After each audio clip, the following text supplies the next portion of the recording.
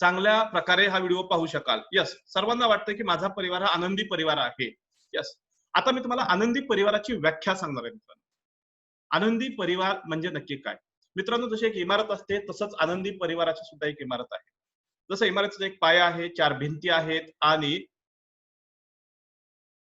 एक yes, Rajesh sir स्वतःचा video बंद आहे तरी सुद्धा तुम्हाला व्हिडिओ दिसत नाही, तर प्रॉपर तुम्ही नेटवर्क मध्ये या सर, कारण या बाजूने नेटवर्क फार चांगलं आहे. बाकी सर्वांना मी विनंती करेन की आपण जर चांगल्या नेटवर्क मध्ये असाल तर तुम्हाला कुठलाही प्रॉब्लेम येणार नाहीये. ओके, तर आपण मूळ मुद्द्यावर येऊयात. तुमचा परिवार जर तुम्हाला आनंदी परिवार बनवायचा असेल तर तुम्हाला ह्या बेसिक कन्सेप्ट माहित असणं गरजेचं आहे. जशी इमारत आहे तसा आनंदी परिवार हा सुद्धा एक इमारत आहे आणि इमारतीचा पाया आहे आपण स्वतः आपली मानसिक अवस्था. मित्रांनो, तुम्ही कुठल्याही क्षेत्रामध्ये असू द्यात, अगोदर मी तुमच्या घराविषयी बोलणार आहे.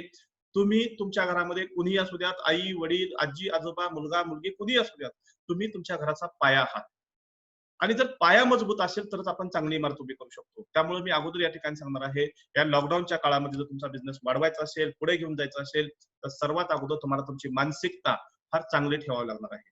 कारण हा पाया जर मजबूत असेल तरच आपण त्यावरती इमारत उभी करू शकणार आहे. जेव्हा पाया मजबूत होतो तेव्हा आनंदी परिवाराच्या 4 भिंती आहेत. पहिली भिंत ही आरोग्याची. मित्रांनो, घरामध्ये एक व्यक्ती जरी आजारी असेल तर संपूर्ण परिवार डिस्टर्ब होतो आणि म्हणून या ठिकाणी मी तुम्हाला सांगणार आहे की तुमच्या घरातील प्रत्येक व्यक्ती हा आनंदी असला पाहिजे, सॉरी आरोग्य संपन्न असला पाहिजे. दुसरी गोष्ट, बऱ्याच घरामध्ये मी पाहिलेलं आहे की सर्व दष्टपुष्ट आहेत, परंतु त्या घरामध्ये नातेसंबंध खराब असतील तर त्या घराला कधीही आनंदी परिवार बनता येणार नाही. आणि म्हणून मित्रांनो, तुमच्या घरामधील प्रत्येक नातेसंबंध चांगलं असणं गरजेचं आहे. प्रत्येक नातेसंबंध, मग ते पती पत्नीचे असतील किंवा मुलं आणि आई वडील यांचे नातेसंबंध असतील, पूर्णपणे चांगलं असणं गरजेचं आहे. त्याचबरोबर मी प्रत्येक घरामध्ये कित्येक घरामध्ये असं पाहिलेलं आहे की दष्टपुष्ट आहेत, नातेसंबंध पण चांगले आहेत, परंतु पैशाचे प्रॉब्लेम आहेत आणि म्हणून त्या घरामध्ये प्रचंड कटकटी आहेत. सो मित्रांनो, तुमच्या घरामध्ये मुबलक पैसा सुद्धा असणं गरजेचं आहे. आणि चौथी सर्वात महत्वाची गोष्ट म्हणजे यश. तुम्ही ज्या क्षेत्रामध्ये आहात त्या क्षेत्रामध्ये यशाच्या शिखरावरती असणं गरजेचं आहे, यशस्वी असणं गरजेचं आहे. तुमचं क्षेत्र कोणत्याही असू द्या, तुमचा बिझनेस कोणताही असू द्या, तुम्ही यशस्वी असणं गरजेचं आहे. आणि मित्रांनो, जेव्हा हा पाया मजबूत असतो आणि त्यावर उभे असणारे हे 4 पिलर्स, 4 भिंती भक्कमपणे उभ्या असतील, तेव्हाच आपण त्यावरती आनंदी परिवाराचं छत उभं करू शकतो. यापैकी एक जरी भाग कमकुवत असेल किंवा ढासळलेला असेल तर संपूर्ण परिवार कोलॅप्स होतो, त्याला कधीही आनंदी परिवार म्हणता येणार नाही. आणि म्हणून मित्रांनो, ह्या सर्व गोष्टी बॅलन्स करणं फार फार महत्वाचं आहे. आणि यासाठीच मी अगोदर विचारलं होतं की आपल्यापैकी किती लोकांना असं वाटतं की तुमचा परिवार आनंदी परिवार आहे. आता मी आनंदी परिवाराची व्याख्या तुम्हाला सांगितलेली आहे. आता मला सांगा, किती लोक असे आहेत की ज्यांच्या परिवारामध्ये या सर्व गोष्टी बॅलन्स आहेत? म्हणजे तुमचा परिवार आनंदी परिवार आहे का? पुन्हा एकदा प्रश्न विचारतो. सर्व गोष्टी व्यवस्थित असतील तर यस टाईप करा, नसेल तर नो टाईप करा. चलो. यस, अमित सर, अभिनंदन तुमचं. तुम्ही कमेंट केलेलं आहे की यस, तुमचा परिवार आनंदी परिवार आहे. म्हणजे आरोग्यही चांगलं आहे, नातेसंबंध चांगला आहे, पैसा चांगला आहे, यश पण मिळवलेलं आहे. ओके, 50-50. धनंजय सर बोलतात 50-50. या प्रत्येकाला विनंती आहे, तुम्ही तुमचं, काही लोकांनी आपण स्वतःचं नाव रिनेम केलेलं नाहीये, तर पार्टिसिपेंट्स मध्ये जाऊन रिनेम करा. जसं की या ठिकाणी मला एक नो कमेंट दिसते, पण ते कोण आहेत हे मला माहित नाही. तिथं 064CCC4 असं समथिंग काहीतरी येते. तसं बाकी लोकांनी अतुल जोशी, प्रतीक सर, धनंजय सर असं जसं केलेलं आहे, तसं त्यांनीही आपलं नाव रिनेम करावं. येस, तर बऱ्याच लोकांचं या ठिकाणी आलं की आता आमचा परिवार आनंदी परिवार नाही, म्हणजे काहीतरी मिसिंग आहे. आणि मी आधीच सांगितलेलं आहे की एक पार्ट जरी वीक असेल तरीही तो परिवार आनंदी परिवार होऊ शकत नाहीये. या ठिकाणी अमोद सर बोलतायत की एवढं परफेक्ट अवघड आहे. अवघड आहे पण अशक्य तर नाही ना. लक्षात घ्या, या जगामध्ये सोपं काहीच नाहीये, प्रत्येक गोष्ट अवघड आहे, पण अशक्य असं काहीच नाहीये. आपल्याला ते करायचं आहे. जर झालं तर चांगली गोष्ट आहे आणि जर तुम्ही म्हटलात की मला हे करायचं आहे तर नक्कीच होऊ शकतो. आणि मित्रांनो, मी एकच सांगेन, जर तुमचा परिवार तुम्हाला आनंदी परिवार बनवायचा असेल तर तुम्हाला या सर्व गोष्टी बॅलन्स करता आल्याच पाहिजेत. नसेल तर आयुष्यभर आपण दुःखी राहणार आहोत. आणि मित्रांनो, आज यापैकी फक्त एका गोष्टीवरती आपण बोलणार आहेत. आजचा विषय आपला असणार आहे यश. या विषयावरती आपण ज्या क्षेत्रामध्ये आहात त्या क्षेत्रामध्ये तुम्हाला यशस्वी बनायचं आहे. आणि जर तुम्ही यशस्वी बनायचंय तुम्हाला, आणि म्हणून त्या ठिकाणी म्हटलं आनंदी उद्योजक. आता आपल्यापैकी किती लोक उद्योजक आहेत असं तुम्हाला वाटतं? त्यांनी कमेंट बॉक्समध्ये यस टाईप करा. चलो बघूयात. मी प्रत्येक गोष्टीची व्याख्या सांगणार आहे. आजचा दिवस हा आपला माइंडसेट वरती जाणार आहे की एक्झॅक्ट आपल्याला काय करायचं आणि काही टेक्निक्स मी तुम्हाला सांगणार आहे. नंबर्स वरती बोलणार आहे. यस, अरुण सर बोलतायत उद्योजक आहेत, प्रतीक बोलतायत उद्योजक आहेत, धनंजय बोलतायत, यस, अतुल जोशी, सर्व लोक त्या ठिकाणी सांगतात उद्योजक आहेत. आता मी तुम्हाला उद्योजकांची व्याख्या सांगणार आहे. जे लोक, लक्षात घ्या, उद्योजक म्हणजे काय, रॉबर्ट कियोसाकी यांनी फार छान सांगितलेलं आहे. त्याचाच थोडासा रेफरन्स घेऊन मी तुम्हाला सांगणार आहे. या अमोद सर बोलताय की मी व्यावसायिक आहे परंतु उद्योजक नाहीये. आता यातला काय फरक आहे हे आपण बघून घेऊयात. उद्योजक म्हणजे असा व्यक्ती जो त्याच्या ऑफिसला किंवा फॅक्टरीमध्ये नाही गेला, 1 महिना 2 महिने नाही गेला तरीही त्याचं काम चालतं, तो आहे उद्योजक. आणि ज्या लोकांना दररोज तुमच्या ऑफिसमध्ये जावंच लागतं, म्हणजे कुठेतरी एक अलिखित नियम आहे की मी दररोज ऑफिसला गेलंच पाहिजे, त्याशिवाय माझं काम होणार नाहीये. तर मित्रांनो, तुमच्या आयुष्यामध्ये असं घडत असेल तर तुम्ही उद्योजक नाहीयेत, तुम्ही स्वयंरोजगार करणारे व्यक्ती आहात. म्हणजे तुम्ही शटर उघडलं, पैसा चालू, शटर डाऊन, पैसा बंद. आणि आज कित्येक छोटे व्यावसायिक आहेत, कित्येक स्वयंरोजगार करणारे लोक आहेत ज्यांना माहितच नाही की आपण सेल्फ एम्प्लॉयड आहेत, परंतु ते उद्योजकाची लाईफस्टाईल मेंटेन करण्याच्या चक्करमध्ये कर्जबाजारी झालेले आहेत आणि बिझनेसमध्ये अपयशी ठरलेले आहेत. सो मित्रांनो, या ठिकाणी आपल्याला प्रॅक्टिकल गोष्टी माहित होणं गरजेचं आहे की आपण उद्योजक नाही तर आपण सेल्फ एम्प्लॉयड आहे. जर तुम्ही ऑफिसला दररोज जात असाल तर मित्रांनो तुम्ही सेल्फ एम्प्लॉयड आहात. सुहास सर बोलतायत असं असेल तर मग मी उद्योजक आहे, कारण मला ऑफिसला जाण्याची गरज नाहीये. सो मित्रांनो, आपल्याला उद्योजक बनायचं अगोदर रॉबर्ट कियोसाकी यांनी फार छान सांगितलेलं आहे की आपण 4 प्रकारे उत्पन्न कमवू शकतो. पहिला आहे एम्प्लॉई, दुसरीकडे नोकरी करा, पैसा कमवा. दुसरा आहे सेल्फ एम्प्लॉयड, स्वतःसाठी तयार केलेला जॉब. आणि जगातले 95% लोक असे आहेत की जे लोक या कॅटेगरीमध्ये आहेत तर त्यांच्याकडे 5% पैसे. परंतु दुसऱ्या बाजूला असं आहे की एक आहे बिझनेस म्हणजे उद्योग, ज्या ठिकाणी एक सिस्टीम काम करते, आणि दुसरा आहे इन्व्हेस्टर, ज्या ठिकाणी पैसा काम करतोय. मित्रांनो, या ठिकाणी 5% लोक आहेत पण त्यांच्याकडे 95% पैसा आहे. मी तुम्हाला सांगेन की रॉबर्ट कियोसाकी यांचं रिच डॅड पुअर डॅड हे पुस्तक वाचा, याविषयी तुम्हाला जास्तीत जास्त माहिती मिळेल. आपल्याला या स्वयंरोजगार कॅटेगरीमधून बाहेर पडून आपल्याला उद्योजक किंवा बिझनेस या कॅटेगरीमध्ये यायचं आहे आणि 100% यायचं आहे. काहीतरी थोडं थोडं करतोय किंवा 50-50 आहे, कधी जातो असं नाहीये. एक सिस्टीम प्रमाणे तुमचा बिझनेस चालला पाहिजे. आणि जर तसं चालला तर तुम्ही उद्योजक आहात. परंतु मित्रांनो, उद्योजक आणि आनंदी उद्योजक यामध्ये फरक आहे. उद्योजक हा असा व्यक्ती असतो ज्याच्याकडे पैसा आहे, ज्याने बिझनेसमध्ये यश मिळवलेलं आहे, परंतु त्याच्याकडे शांती असेलच असं नाहीये, त्याचे नातेसंबंध चांगले असतीलच असं नाहीये, आणि त्याचं आरोग्य चांगलं असेलच असं पण नाहीये. म्हणजे काही लोक असे आहेत जे व्यवसायाच्या पाठीमागे एवढे पळतात की त्यांचं आरोग्य खराब होतं किंवा कधी कधी नाती खराब होतात किंवा सायकोलॉजी खराब होते. परंतु आनंदी उद्योजक म्हणजे या सर्व गोष्टी बॅलन्स करून तो पुढे जातो, तो आनंदी उद्योजक. मित्रांनो, आज 2 लोकांनी फक्त सांगितलेलं, जसं की सुहास सर आणि कोणतरी गॅलेक्सी A50 आहे, तुमचं नाव मला माहित नाहीये सर, प्लीज स्वतःचं नाव रिनेम करा म्हणजे मला तुमच्याशी प्रत्येकाचं नाव घेऊन मला कम्युनिकेट करता येईल. हे 2 लोक फक्त उद्योजक आहेत, बाकी सर्व लोक सेल्फ एम्प्लॉयड आहेत, स्वयंरोजगार करणारे लोक आहेत. सो मित्रांनो, आपल्याला काय करायचंय, या स्वयंरोजगार कॅटेगरीमधून बाहेर पडून उद्योजक बनायचं आहे आणि उद्योजकामधून पुन्हा पुढे जाऊन आनंदी उद्योजक बनायचं आहे. मी जे सांगतोय ते पटतंय का? पटत असेल तर कमेंट बॉक्स मध्ये यस टाईप करा. बघूयात मला किती लोकांना पटलेलं आहे मी सांगतोय ते.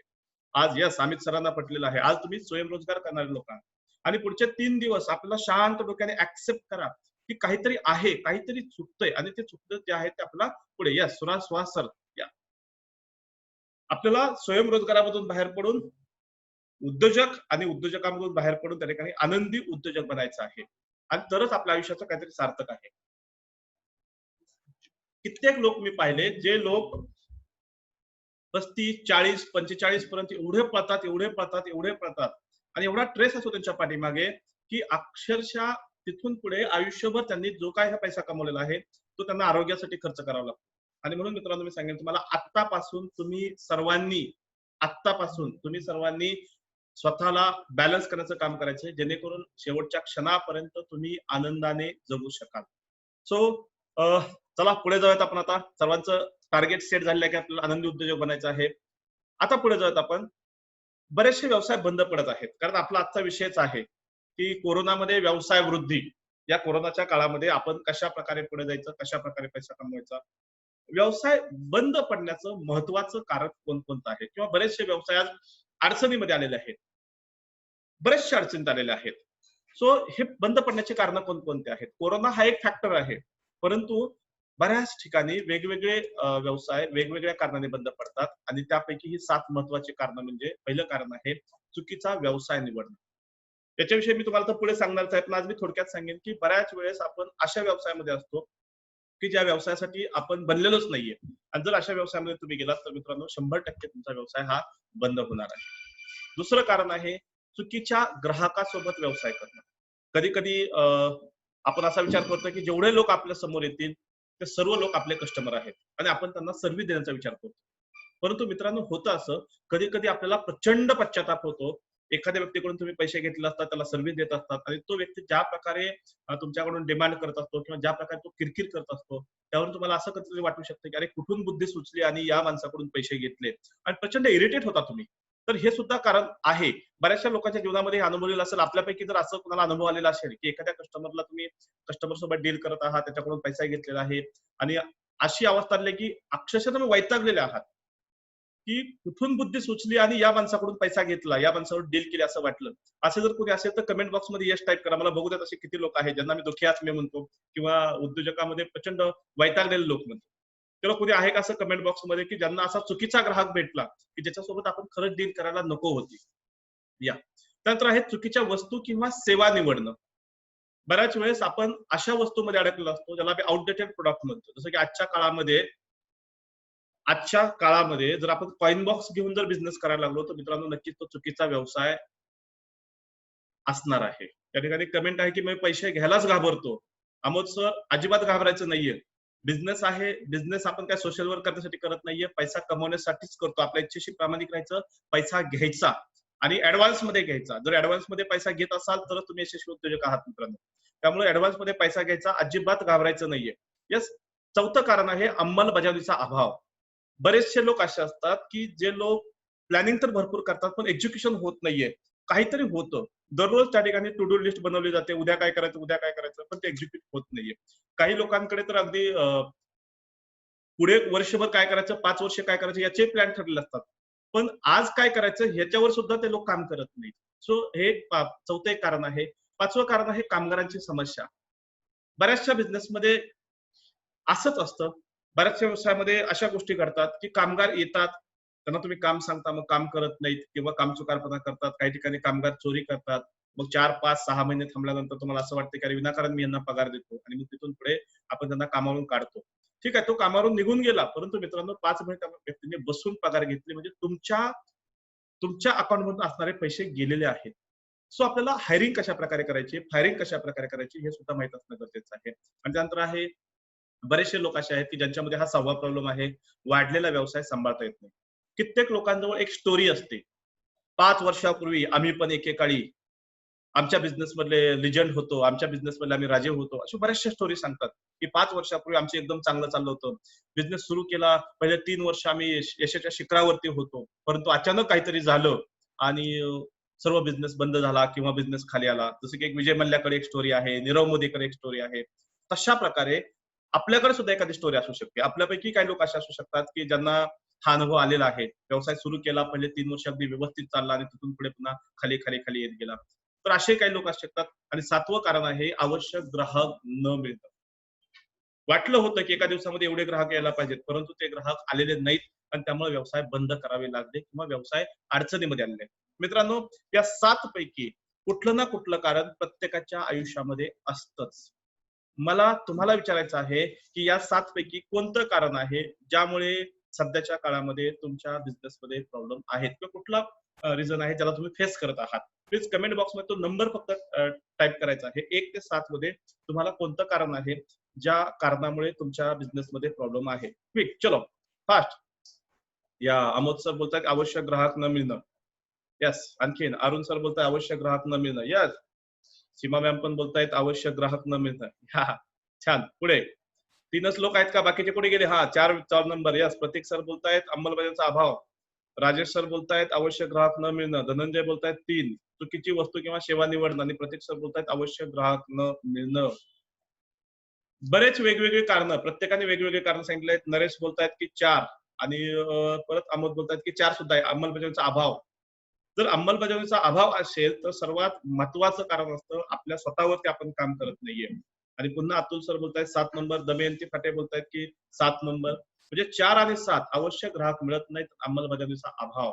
ह्या 2 गोष्टी तुम्ही लोकांनी सर्वात जास्त सांगितलेल्या आहेत. मित्रांनो, ही सर्व जी कारण आहेत हे कोरोनाच्या अगोदरची आहे. कोरोना येण्याच्या अगोदर या कुठल्या ना कुठल्या कारणामुळे तुमच्या व्यवसायामध्ये अडचण येत होती, परंतु त्यावेळेस तुम्हाला हे कारण माहित नव्हतं मित्रांनो. पण आज जर तुमचे व्यवसाय बंद असतील किंवा आज जर तुमच्या व्यवसायामध्ये प्रॉब्लेम असेल, तर हे एकमेव कारण आहे, ज्याचं कारण आहे ते आहे नैसर्गिक आपत्ती कोरोना. या एका व्हायरसमुळे, जो व्हायरस दिसतही नाहीये, त्याने तुमच्या बिझनेसची वाट लावलेली आहे आणि या कोरोनामुळे तुमच्या सर्वांचं आर्थिक गणित बिघडलेलं आहे. मी जे म्हणतोय ते खरं आहे का? असेल तर कमेंट बॉक्स मध्ये यस टाईप करा. चलो, दोन्ही बाजूने सेशन पाहिजे, इंटरॅक्टिव्ह सेशन पाहिजेत. तुम्ही जागे असणं गरजेचं आहे, इथं असणं गरजेचं आहे. हॉलमध्ये असाल तर समोर आम्हाला लक्ष देता येतं. या ठिकाणी तुम्ही कुठे बसलात हे आम्हाला माहित नाही. त्यामुळे यस, सर्वांना ही गोष्ट पटते की एक व्हायरस, छोटासा व्हायरस आला, त्याला मी नैसर्गिक आपत्ती म्हणतोय मी. बरेचसे लोक बोलतात की हे नैसर्गिक नाहीये, चायनाने बनवलेलं आहे वगैरे वगैरे वगैरे. पण आपल्याला त्याच्यामध्ये घुसायचं नाहीये. आज कोरोना आलेला आहे, याच्या अगोदर कधीतरी सार्स पण आला होता. गेल्या वर्षी पाऊसही आला होता, पूरही आलेला होता. आता असं म्हटलं जातं की हा कोरोना संपल्यानंतर एक जागतिक मंदी पण येणार आहे. त्यात आपलं हवामान खातं बोलतंय की आता पाऊस पण येणार आहे. भरपूर या वर्षी पाऊस येणार आहे. म्हणजे ही नैसर्गिक आपत्ती 2020 संपेपर्यंत आपली पाठ सोडणार नाहीये, हे कन्फर्म आहे. त्यामुळे जे अगोदर मी 7 कारणं सांगितली, कदाचित या 7 कारणांपेक्षाही फार भयानक परिस्थिती या नैसर्गिक गोष्टींमुळे आपल्या आयुष्यामध्ये येणार आहे. आणि म्हणूनच आपल्याला या गोष्टीवरती सुद्धा काम करणं गरजेचं आहे. या कोरोनामुळे आपल्या सर्वांचं आर्थिक गणित बिघडलेलं आहे मित्रांनो, प्रत्येकाच्या आयुष्यामध्ये. आणि हे तुम्ही मान्य केलेलं आहे. कमेंट बॉक्स मध्ये तुम्ही टाकलंय की यस, यामुळेच आमचं आर्थिक गणित बिघडलेलं आहे. आता मला सांगा, या आर्थिक गणितामध्ये जर व्यवस्थित करायचं असेल हे आर्थिक गणित, या प्रॉब्लेम मधून जर बाहेर पडायचं असेल, तर या 4 पैकी कोणती गोष्ट गरजेची आहे? नॉलेज, ऍटिट्यूड, स्किल, हॅबिट, यापैकी कोणती गोष्ट गरजेची आहे की ज्यामुळे तुम्ही यातून बाहेर पडू शकता असं तुम्हाला वाटतं? आजचा जो टॉपिक असणार आहे, आजचा जो काय आपला विषय असणार आहे, तो बेसिक गोष्टीवरती बोलणार आहे. आणि या बेसिक गोष्टी जोपर्यंत क्लिअर होत नाहीत, तोपर्यंत तुमचा बिझनेस वाढणार नाहीये. ओके, नरेश सर बोलतायत की हॅबिट, हॅबिट जर व्यवस्थित केल्या तर नक्कीच त्या ठिकाणी आपण या कोरोनाच्या संकटातून बाहेर पडू शकतो. Yes, knowledge, skill, attitude, habit, all above. Amit sir बोलतात ऑल अबव. प्रत्येकाचा दृष्टिकोन वेगवेगळा आहे. Yes, A and S, attitude आणि स्किल पाहिजे. ओके, मिनल बोलतात की ऑल. अमोद बोलताय बोथ आर इम्पॉर्टंट. ओके, या लक्षात घ्या. यामध्ये एक कारण मी आणखीन सांगितलेलं नाहीये. ज्या 7 कारणामध्ये कित्येक लोक आमच्याकडे येतात आणि जे बोलतात की सर, आमच्याकडे भांडवल नाहीये, पैसा नाही, म्हणून आमचा बिझनेस बंद आहे. परंतु हे कारण मी कुठेच कधीही उल्लेख करत नाही. कारण पैसा नाही हे खरं कारण नाहीये. तर मित्रांनो, पैशाशिवाय धंदा कसा करायचा हे आपल्याला माहित नाहीये, म्हणून आपण प्रॉब्लेम मध्ये आहेत. सर्वांसाठी मी सांगेन, पैसा हा खरोखर कारण नाहीये. पैशाशिवाय कसं काम करायचं हे आपल्याला माहित नाहीये. अगदी तसं या ठिकाणी या 4 पैकी सर्वात महत्वाचं कारण काय असेल तर नॉलेज आहे. ज्ञानाचा अभाव हे सर्वात मोठं कारण आहे, ज्यामुळे आपले सर्वांचे व्यवसाय अडचणीमध्ये आलेले आहेत. कदाचित काही लोकांना पटणार नाहीये की ज्ञानाचा अभाव काय आहे. मित्रांनो, कोरोनाच्या संकटातून बाहेर कसं पडायचं हे चायना सोडलं तर बाकी कुणालाच माहित नाहीये. आणि म्हणून सर्व देश अडचणीमध्ये आलेले आहेत. अमेरिकेमध्ये तर आपण बघतोय की किडे मरल्यासारखं त्या माणसं मरतात. 1 लाखापेक्षा जास्त लोक त्या ठिकाणी मेलेले आहेत. पूर्ण जगामध्ये 3-3.5 लाख लोक त्या ठिकाणी मेलेले आहेत. हा माणूस जो चंद्रावर जातो, जो मंगळावरती जाण्याचा विचार करतोय, तो साध्या एखाद्या छोट्याशा एका कीटकाला सुद्धा कंट्रोल करू शकलेला नाहीये. आणि हे चायनाला माहित आहे, बाकी कोणाला माहित नाहीये मित्रांनो. हे आपल्याला सर्वांना माहित आहे. सो ज्ञानाचा अभाव. आज या कोरोनामधून बाहेर कसं पडायचं हे माहित नसल्यामुळे आपलं आर्थिक गणित बिघडलेलं आहे. अगदी तसंच ते पहिले जे 7 प्रश्न मी सांगितले होते, 7 कारणं सांगितली होती, त्यामध्ये सुद्धा आपल्याला त्याच गोष्टी आहेत. ज्ञानाचा अभाव. आणि जे लोक पैशासाठी रडत असतात त्या लोकांना मी सांगतो की पैशाशिवाय धंदा कसा करायचा हे जर आपल्याला माहित नसेल तर मित्रांनो, नक्कीच आपला बिझनेस प्रॉब्लेम येणार आहे. आता मी ज्ञानाचा अभाव हेच कारण का सांगतो, याच्या पाठीमागे एक कारण आहे. जेव्हा तुमच्याकडे एखाद्या गोष्टीचं ज्ञान येतं आणि हे ज्ञान तुम्ही पुन्हा पुन्हा वापरता, तेव्हा तुमच्या आतमध्ये स्किल तयार होतात, एक कौशल्य तयार होतं. आणि जेव्हा तुमच्या आतमध्ये स्किल असतील, हे कौशल्य तुमच्यामध्ये असतील, तेव्हा तुमचा दृष्टिकोन आपोआप पॉझिटिव्ह होतो. तर एखादी स्किल तुमच्यामध्ये नसेल तर मित्रांनो, तुमचं स्किल तुमचं ऍटिट्यूड हा पॉझिटिव्ह राहणं अवघड आहे. आणि जेव्हा तुमचा ऍटिट्यूड पॉझिटिव्ह असतो, तुमचा दृष्टिकोन पॉझिटिव्ह असतो, त्यावेळेस तुम्हाला तुमच्यामध्ये येणाऱ्या सवयी सुद्धा पॉझिटिव्हच असतात. आणि म्हणून मी अगोदर बेसिक सांगितलेलं आहे की ज्ञानाचा अभाव हेच सर्वात मोठं कारण आहे, ज्यामुळे आपण या कोरोना सोबत किंवा व्यवसायामध्ये येणाऱ्या अडचणींना आपण फाईट करू शकत नाही. तो मित्रांनो, सर्वात अगोदर आपल्याला काय करायचंय, या ज्ञानावरती काम करायचं आहे. आता बरेचसे लोक आमच्याकडे येतात, ते बोलतात की नॉलेज इज पॉवर. पण मी या ठिकाणी सांगतो, फक्त ज्ञान असून उपयोग नाहीये. जोपर्यंत तुम्ही त्या ज्ञानाचा उपयोग करत नाहीये, तोपर्यंत त्या ज्ञानाचा तुम्हाला काहीही फायदा नाहीये. त्या ज्ञानाचा वापर करणं गरजेचं आहे. वापर करायचा आहे. नॉलेज वापरलं पाहिजे. आणि म्हणून या ठिकाणी आपण पुढचे 3 दिवस प्रॅक्टिकल सेशन्स असणार आहेत. जे मी तुम्हाला सांगणार आहे, ते आजपासून तुम्हाला वापरायला सुरुवात करायची आहे. तरच तुम्हाला या ज्ञानाचा उपयोग होणार आहे. मग आम्हाला कित्येक लोक बोलतात, "सर, ज्ञान घ्यायचं किती दिवस? आणि कशासाठी घ्यायचं? किती दिवस घ्यायचं? आम्ही एक डिग्री घेतली होती आणि आता पुढे आणखीन शिकायचं का?" तर मित्रांनो, मी परत सांगेन, आपल्याला जे ज्ञान घ्यायचं आहे, त्याचं एकमेव कारण आहे, आपल्याला पुढच्या पायरीवरती जायचं आहे. आपल्याला शिकवलं जातं, आपल्या मराठी माणसाला जास्त शिकवलं जातं, की अपयश यशाची पहिली पायरी आहे. परंतु मित्रांनो, एकाच पायरीवरती किती दिवस बसायचं याचा सुद्धा विचार करणं गरजेचं आहे. व्यवसाय सुरू केला. सुरुवातीच्या काळामध्ये अडचणी आल्या. 1 वर्ष आल्या, 2 वर्ष आल्या, ठीक आहे. पण 5 वर्ष झाले, 10 वर्ष झाले, तरीही आपल्या व्यवसायामध्ये अडचणी असतील, तरीही आपण स्ट्रगलच करत असेल, तर मित्रांनो, आपल्याला आपलं काहीतरी चुकत आहे याची जाणीव होणं फार गरजेचं आहे. आता पुढच्या पायरीवरती का जायचं? त्याच्यासाठी एक एक्झाम्पल सांगेन. थांबलेला पैसा, थांबलेलं पाणी आणि थांबलेला माणूस यांची एकसारखीच अवस्था होते. जसं एका ठिकाणी जर पैसा आपण ठेवला तर तो कुजतो मित्रांनो. पाणी एका ठिकाणी थांबलं तर त्या ठिकाणी त्या पाण्याची घाण वास यायला लागते. सडतं ते पाणी. अगदी त्याप्रमाणे माणसाच्या बाबतीत सुद्धा होतं. जो तो माणूस एका ठिकाणी थांबला तर मित्रांनो तो सडणार. त्याची प्रगती होणार नाहीये. म्हणून सतत शिकत राहणं गरजेचं आहे. आणि आज तुम्ही लोक या ठिकाणी या प्रोग्रामसाठी आलेले आहात. हा एक प्रूफ आहे की तुम्ही शिकण्यासाठी तयार आहात. सो हे ज्ञान घेणं फार फार गरजेचं आहे. आणि हे वाक्य नेहमीच लक्षात ठेवायचं मित्रांनो. जेव्हा जेव्हा तुम्ही अशा कार्यक्रमाला जाल, तेव्हा हे वाक्य लक्षात ठेवा. तुम्हाला तेच माहित आहे जे तुम्हाला माहित आहे. तुम्हाला तेच माहित आहे जे तुम्हाला माहित आहे. आणि जे तुम्हाला माहित आहे याच्या सहाय्याने तुम्ही जिथपर्यंत पोहोचू शकत होतात, जेवढा तुम्ही पैसा कमवू शकत होतात, तेवढा तुम्ही कमवलेला आहे, तिथपर्यंत तुम्ही पोहोचलेला आहात. जर तुम्हाला याच्या पुढे जायचं असेल, तर मित्रांनो, तुम्हाला ते माहीत करून घ्यावं लागेल, जे तुम्हाला माहीत नाहीये. साध्या शब्दामध्ये मी याचं उदाहरण तुम्हाला सांगेन. तुमचं समजा एक ऑफिस आहे, ज्यामध्ये तुमचं एक 100 स्क्वेअर फूट, 200 स्क्वेअर फूट काहीतरी ऑफिस आहे. त्या ऑफिसमधून एका महिन्याला ₹1,00,000 कसे कमवायचे हे तुम्हाला चांगलं माहीत आहे. परंतु त्याच ऑफिसमध्ये बसून ₹4,00,000 कसे कमवायचे कदाचित ते तुम्हाला माहीत नाही. कारण ते माहीत असलं असतं तर कदाचित तुम्ही 4,00,000 कमवले असते. आणि म्हणून मी तुम्हाला सांगेन, की आता तुम्हाला जे माहीत आहे त्याच्या सहाय्याने जे तुम्ही कमवायचं आहे, ते तुम्ही कमवलेलंच आहे. आणि इथून पुढचं जर तुम्हाला पुढे जायचं असेल, तर जे तुम्हाला माहीत नाहीये, त्या गोष्टी तुम्हाला माहीत करून घ्याव्याच लागणार आहेत. आजचा आपला फार महत्त्वाचा विषय आहे, की हे जे नैसर्गिक आपत्ती आलेले आहे, त्यामुळे आपला परिवार हा आनंदी परिवार राहिलेला आहे का? मित्रांनो, आपण 10 दिवसाचा हा सेशन आहे. त्यामध्ये वेगवेगळ्या टेक्निक तर शिकणार आहोत. परंतु मी प्रत्येक व्यावसायिकांना सांगतो, प्रत्येक व्यक्तीला सांगतो, सर्वात अगोदर तुमचं कुटुंब सुरक्षित ठेवा.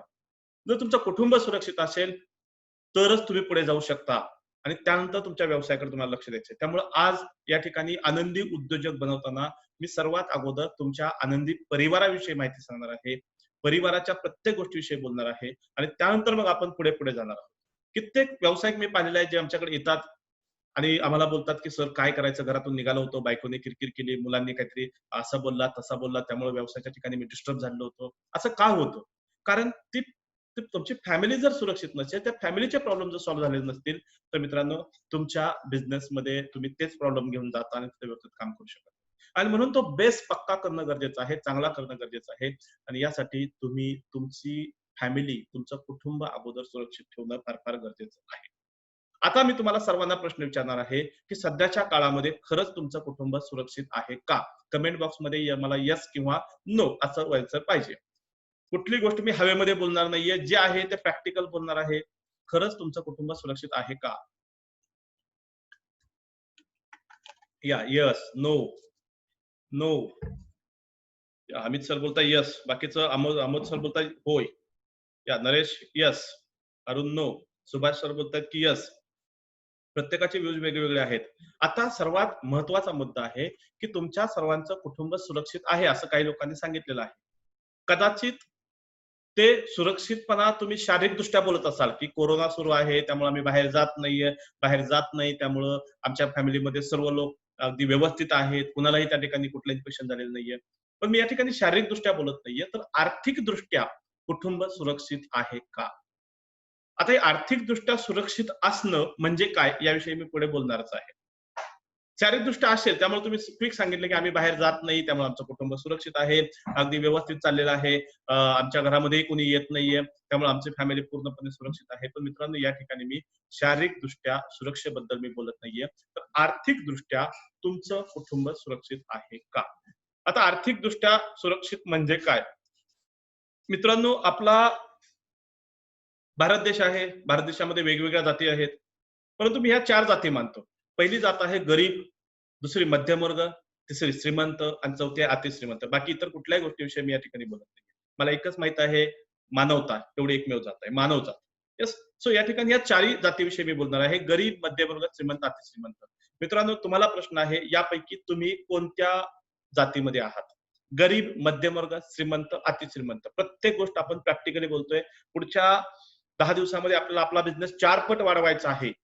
तर आपण कुठे आहोत हे आपल्याला माहित असणं फार गरजेचं आहे. चला कमेंट बॉक्समध्ये कमेंट करायचे आहे. तुम्ही कुठे आहात? गरीब आहात, मध्यमवर्ग आहात, श्रीमंत आहात की अतिश्रीमंत आहात? प्रत्येक गोष्टीची मी डेफिनेशन तुम्हाला क्लिअर करणार आहे. जर बेसिक क्लिअर झालं तरच आपण पुढे जाऊन चांगल्या गोष्टी त्या ठिकाणी शिकू शकणार आहे. येस. कमेंट बॉक्समध्ये मी वाट पाहते तुमच्या आन्सरची. प्रत्येकाचे आन्सर्स मला आले पाहिजेत. येस, मध्यमवर्ग आहेत. या मध्यमवर्ग, मिडल क्लास, मध्यमवर्ग, मध्यमवर्ग. यस, सुहास सर बोलताय, सुहास परांजपे मी श्रीमंत आहे. यस, ठीक आहे. चलो. Middle class, middle class, middle class. या. संपले सर्व. बाकीचे लोक कुठे गेले?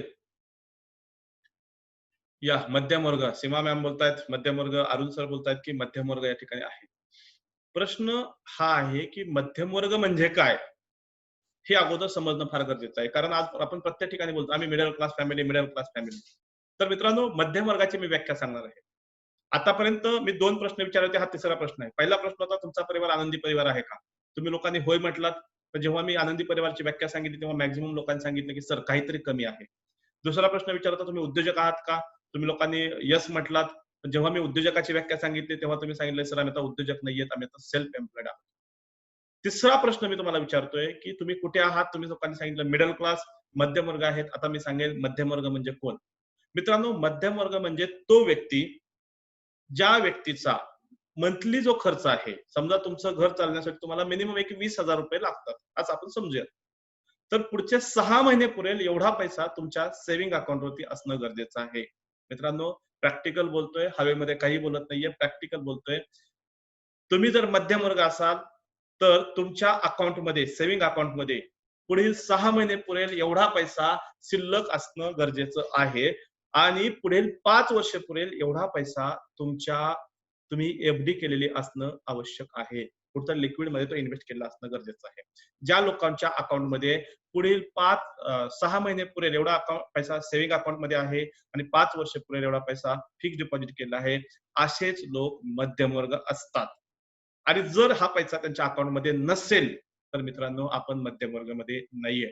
आता मी तुम्हाला पुन्हा प्रश्न विचारतो, ज्या लोकांनी मध्यम वर्ग लिहिलेला आहे, आताही ते मध्यम वर्गामध्ये आहेत का? का गरीबमध्ये गेले? जर तेवढा पैसा नसेल तर आपण गरीबमध्ये. बस प्रतीक सर बोलले नो. म्हणजे आपण गरीबमध्ये आलेत. काळजी करू नका.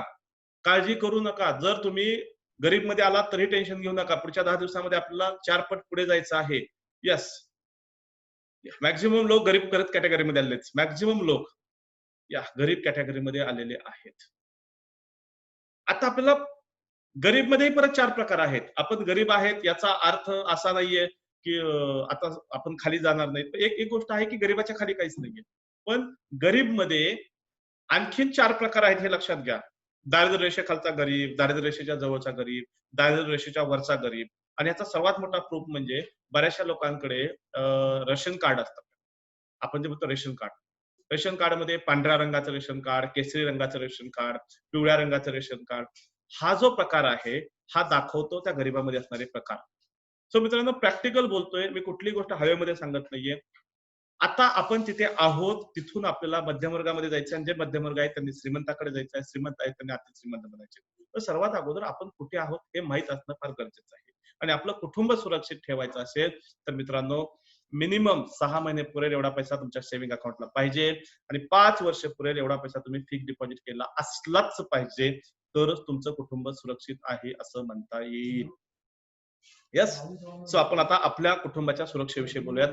आज पहिला आपला उद्देश असणार आहे की आपल्याला तेवढा पैसा तुमचं उत्पन्न 4 पट वाढवण्यासाठी अगोदर सध्या आपल्याला किती आवश्यक आहे ते माहित असणं गरजेचं आहे. मी पुन्हा तुम्हाला त्या ठिकाणी सांगेन की कमेंट बॉक्समध्ये तुम्ही तो नंबर लिहायचा आहे. आपल्याला आर्थिक समृद्धीकडे जायचं आहे, बिझनेस वाढवायचा आहे, आपला बिझनेस 4 पट कमवायचा करायचा आहे. तर मित्रांनो, आपल्याला आपल्याकडून जाणारा पैसा किती आहे हे तुम्हाला माहित असणं गरजेचं आहे. 10 दिवसातील आजचा हा पहिला दिवस आहे. आज जर आपल्याला क्लिअर झालं की आपल्याला याच्यात किती पैसा कमवायचा आहे, तर पुढचे 10 दिवस आपण त्यानुसार काही स्ट्रॅटेजी बनवू शकतो. आणि म्हणून मित्रांनो, तुमच्या सर्वांना हा प्रश्न आहे, तुमच्या कुटुंबासाठी सध्या किती पैसा पाहिजे? जर तुमचं कुटुंब सुरक्षित ठेवायचं असेल तर. सो मित्रांनो, प्रत्येक महिन्याला तुम्ही किती खर्च करत आहात, हे तुम्हाला या ठिकाणी कमेंट बॉक्समध्ये टाकायचं आहे, की एवढा पैसा मला आवश्यक आहे, तर माझं कुटुंब सुरक्षित होईल. कारण आपल्याला येणारा पैसा नोकरीच्या माध्यमातून नाही, तर आपल्या बिझनेसमधून येणार आहे. त्यानुसार आपल्याला स्ट्रॅटेजी बनवायची आहे. प्रत्येकाने कमेंट बॉक्समध्ये तो नंबर लिहायचा आहे आणि हा नंबर तुमच्या समोर 3 सेकंदामध्ये आला पाहिजे मित्रांनो. जर 3 सेकंदात जर तो नंबर तुमच्या समोर येत असेल, तरच तुमच्या आर्थिक बाबींवरती, आर्थिक गोष्टींवरती कंट्रोल आहे असं म्हणता येईल. धनंजय सरांनी त्या ठिकाणी दिलेलं आहे. सर्वांचे नंबर पाहिजेत, कारण या या खर्च 2 लाख. प्रमोद सर, प्रत्येक महिन्याचा मी सांगितलेला आहे. तुमचा किती आहे मला माहित नाहीये. काही लोकांनी 40,000 सांगितले, काही लोकांनी 35,000, काही लोकांनी 35,000. येस, प्रमोद सर महिन्याचा आहे. येस, चलो चांगली गोष्ट आहे. 2 लाख प्रत्येक महिन्याला तुम्ही खर्च करत आहात. या कोणीतरी सांगितलंय सीमा मॅम, ओके 1.5 लाख. कुणी 50,000 सांगितलंय, कुणी या 50,000, 30,000 अशा प्रकारचे तुम्ही खर्च सांगितले. हा नंबर लक्षात ठेवा. हा नंबर मी शेवटी विचारणार आहे. यस, 50K मंथली, या 30,000 पर मंथ. प्रत्येकाने त्या ठिकाणी आपले नंबर दिलेले आहेत.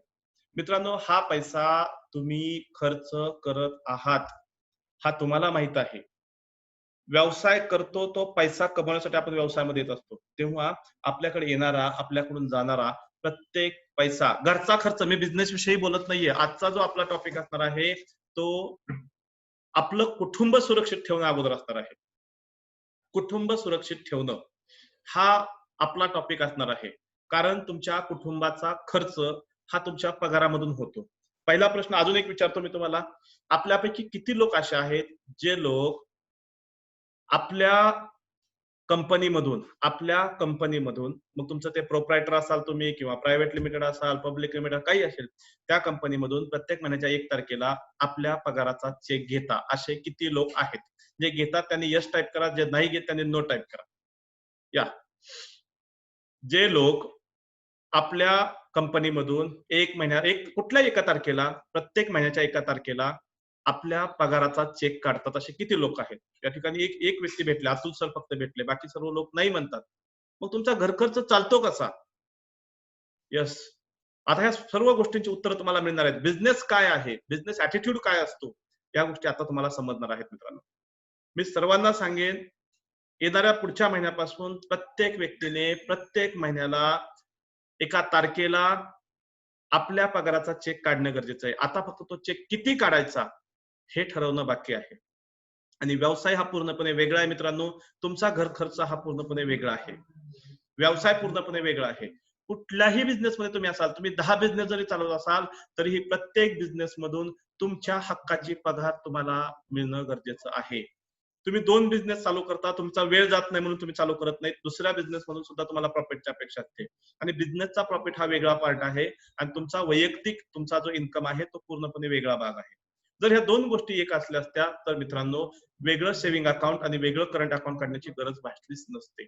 ज्या अर्थी 2 वेगवेगळे अकाउंट आहेत, त्याचा अर्थ असा होतो की तुमचा बिझनेस वेगळा आहे आणि तुम्ही वेगळं आहात. मित्रांनो, बिझनेस मध्ये आला तर पैसा कमवायचा आणि पैशाच्या बाबतीमध्ये प्रामाणिक राहायचं आणि पैशाच्या बाबतीमध्ये पैसा हा व्यवस्थित जपून पाहिजे तेवढाही खर्च करा, परंतु त्याचं मेजरमेंट होणं फार फार गरजेचं आहे. तुमचं कितीही बिझनेस असू द्यात, तुमचे 4 बिझनेस आहेत, या ठिकाणी लिहिलंय की अदर बिझनेस सोर्स, तुमचा कितीही बिझनेस असू द्यात, प्रत्येक बिझनेस मधील तुमच्या फॅमिलीसाठी तुम्ही जो काही खर्च करणार आहात तो तुमचा वेगळा पार्ट आहे आणि तुमच्या बिझनेसचा प्रॉफिट हा वेगळा पार्ट आहे. येस, आता मी तुम्हाला पुढे सांगणार आहे काय काय करायचं. प्रत्येकाजवळ आपला पेन आणि वही असावी. कारण आता आपण कॅल्क्युलेशन करणार आहोत. मी तुमच्या समोर एक चार्ट दाखवणार आहे, ज्या चार्ट मध्ये तुम्हाला यस मी तुमच्या समोर एक चार्ट दाखवणार आहे, जो चार्ट तुम्हाला पाहायचा आहे आणि त्या चार्ट मध्ये आपण बरेचसे कॅल्क्युलेशन करणार आहोत.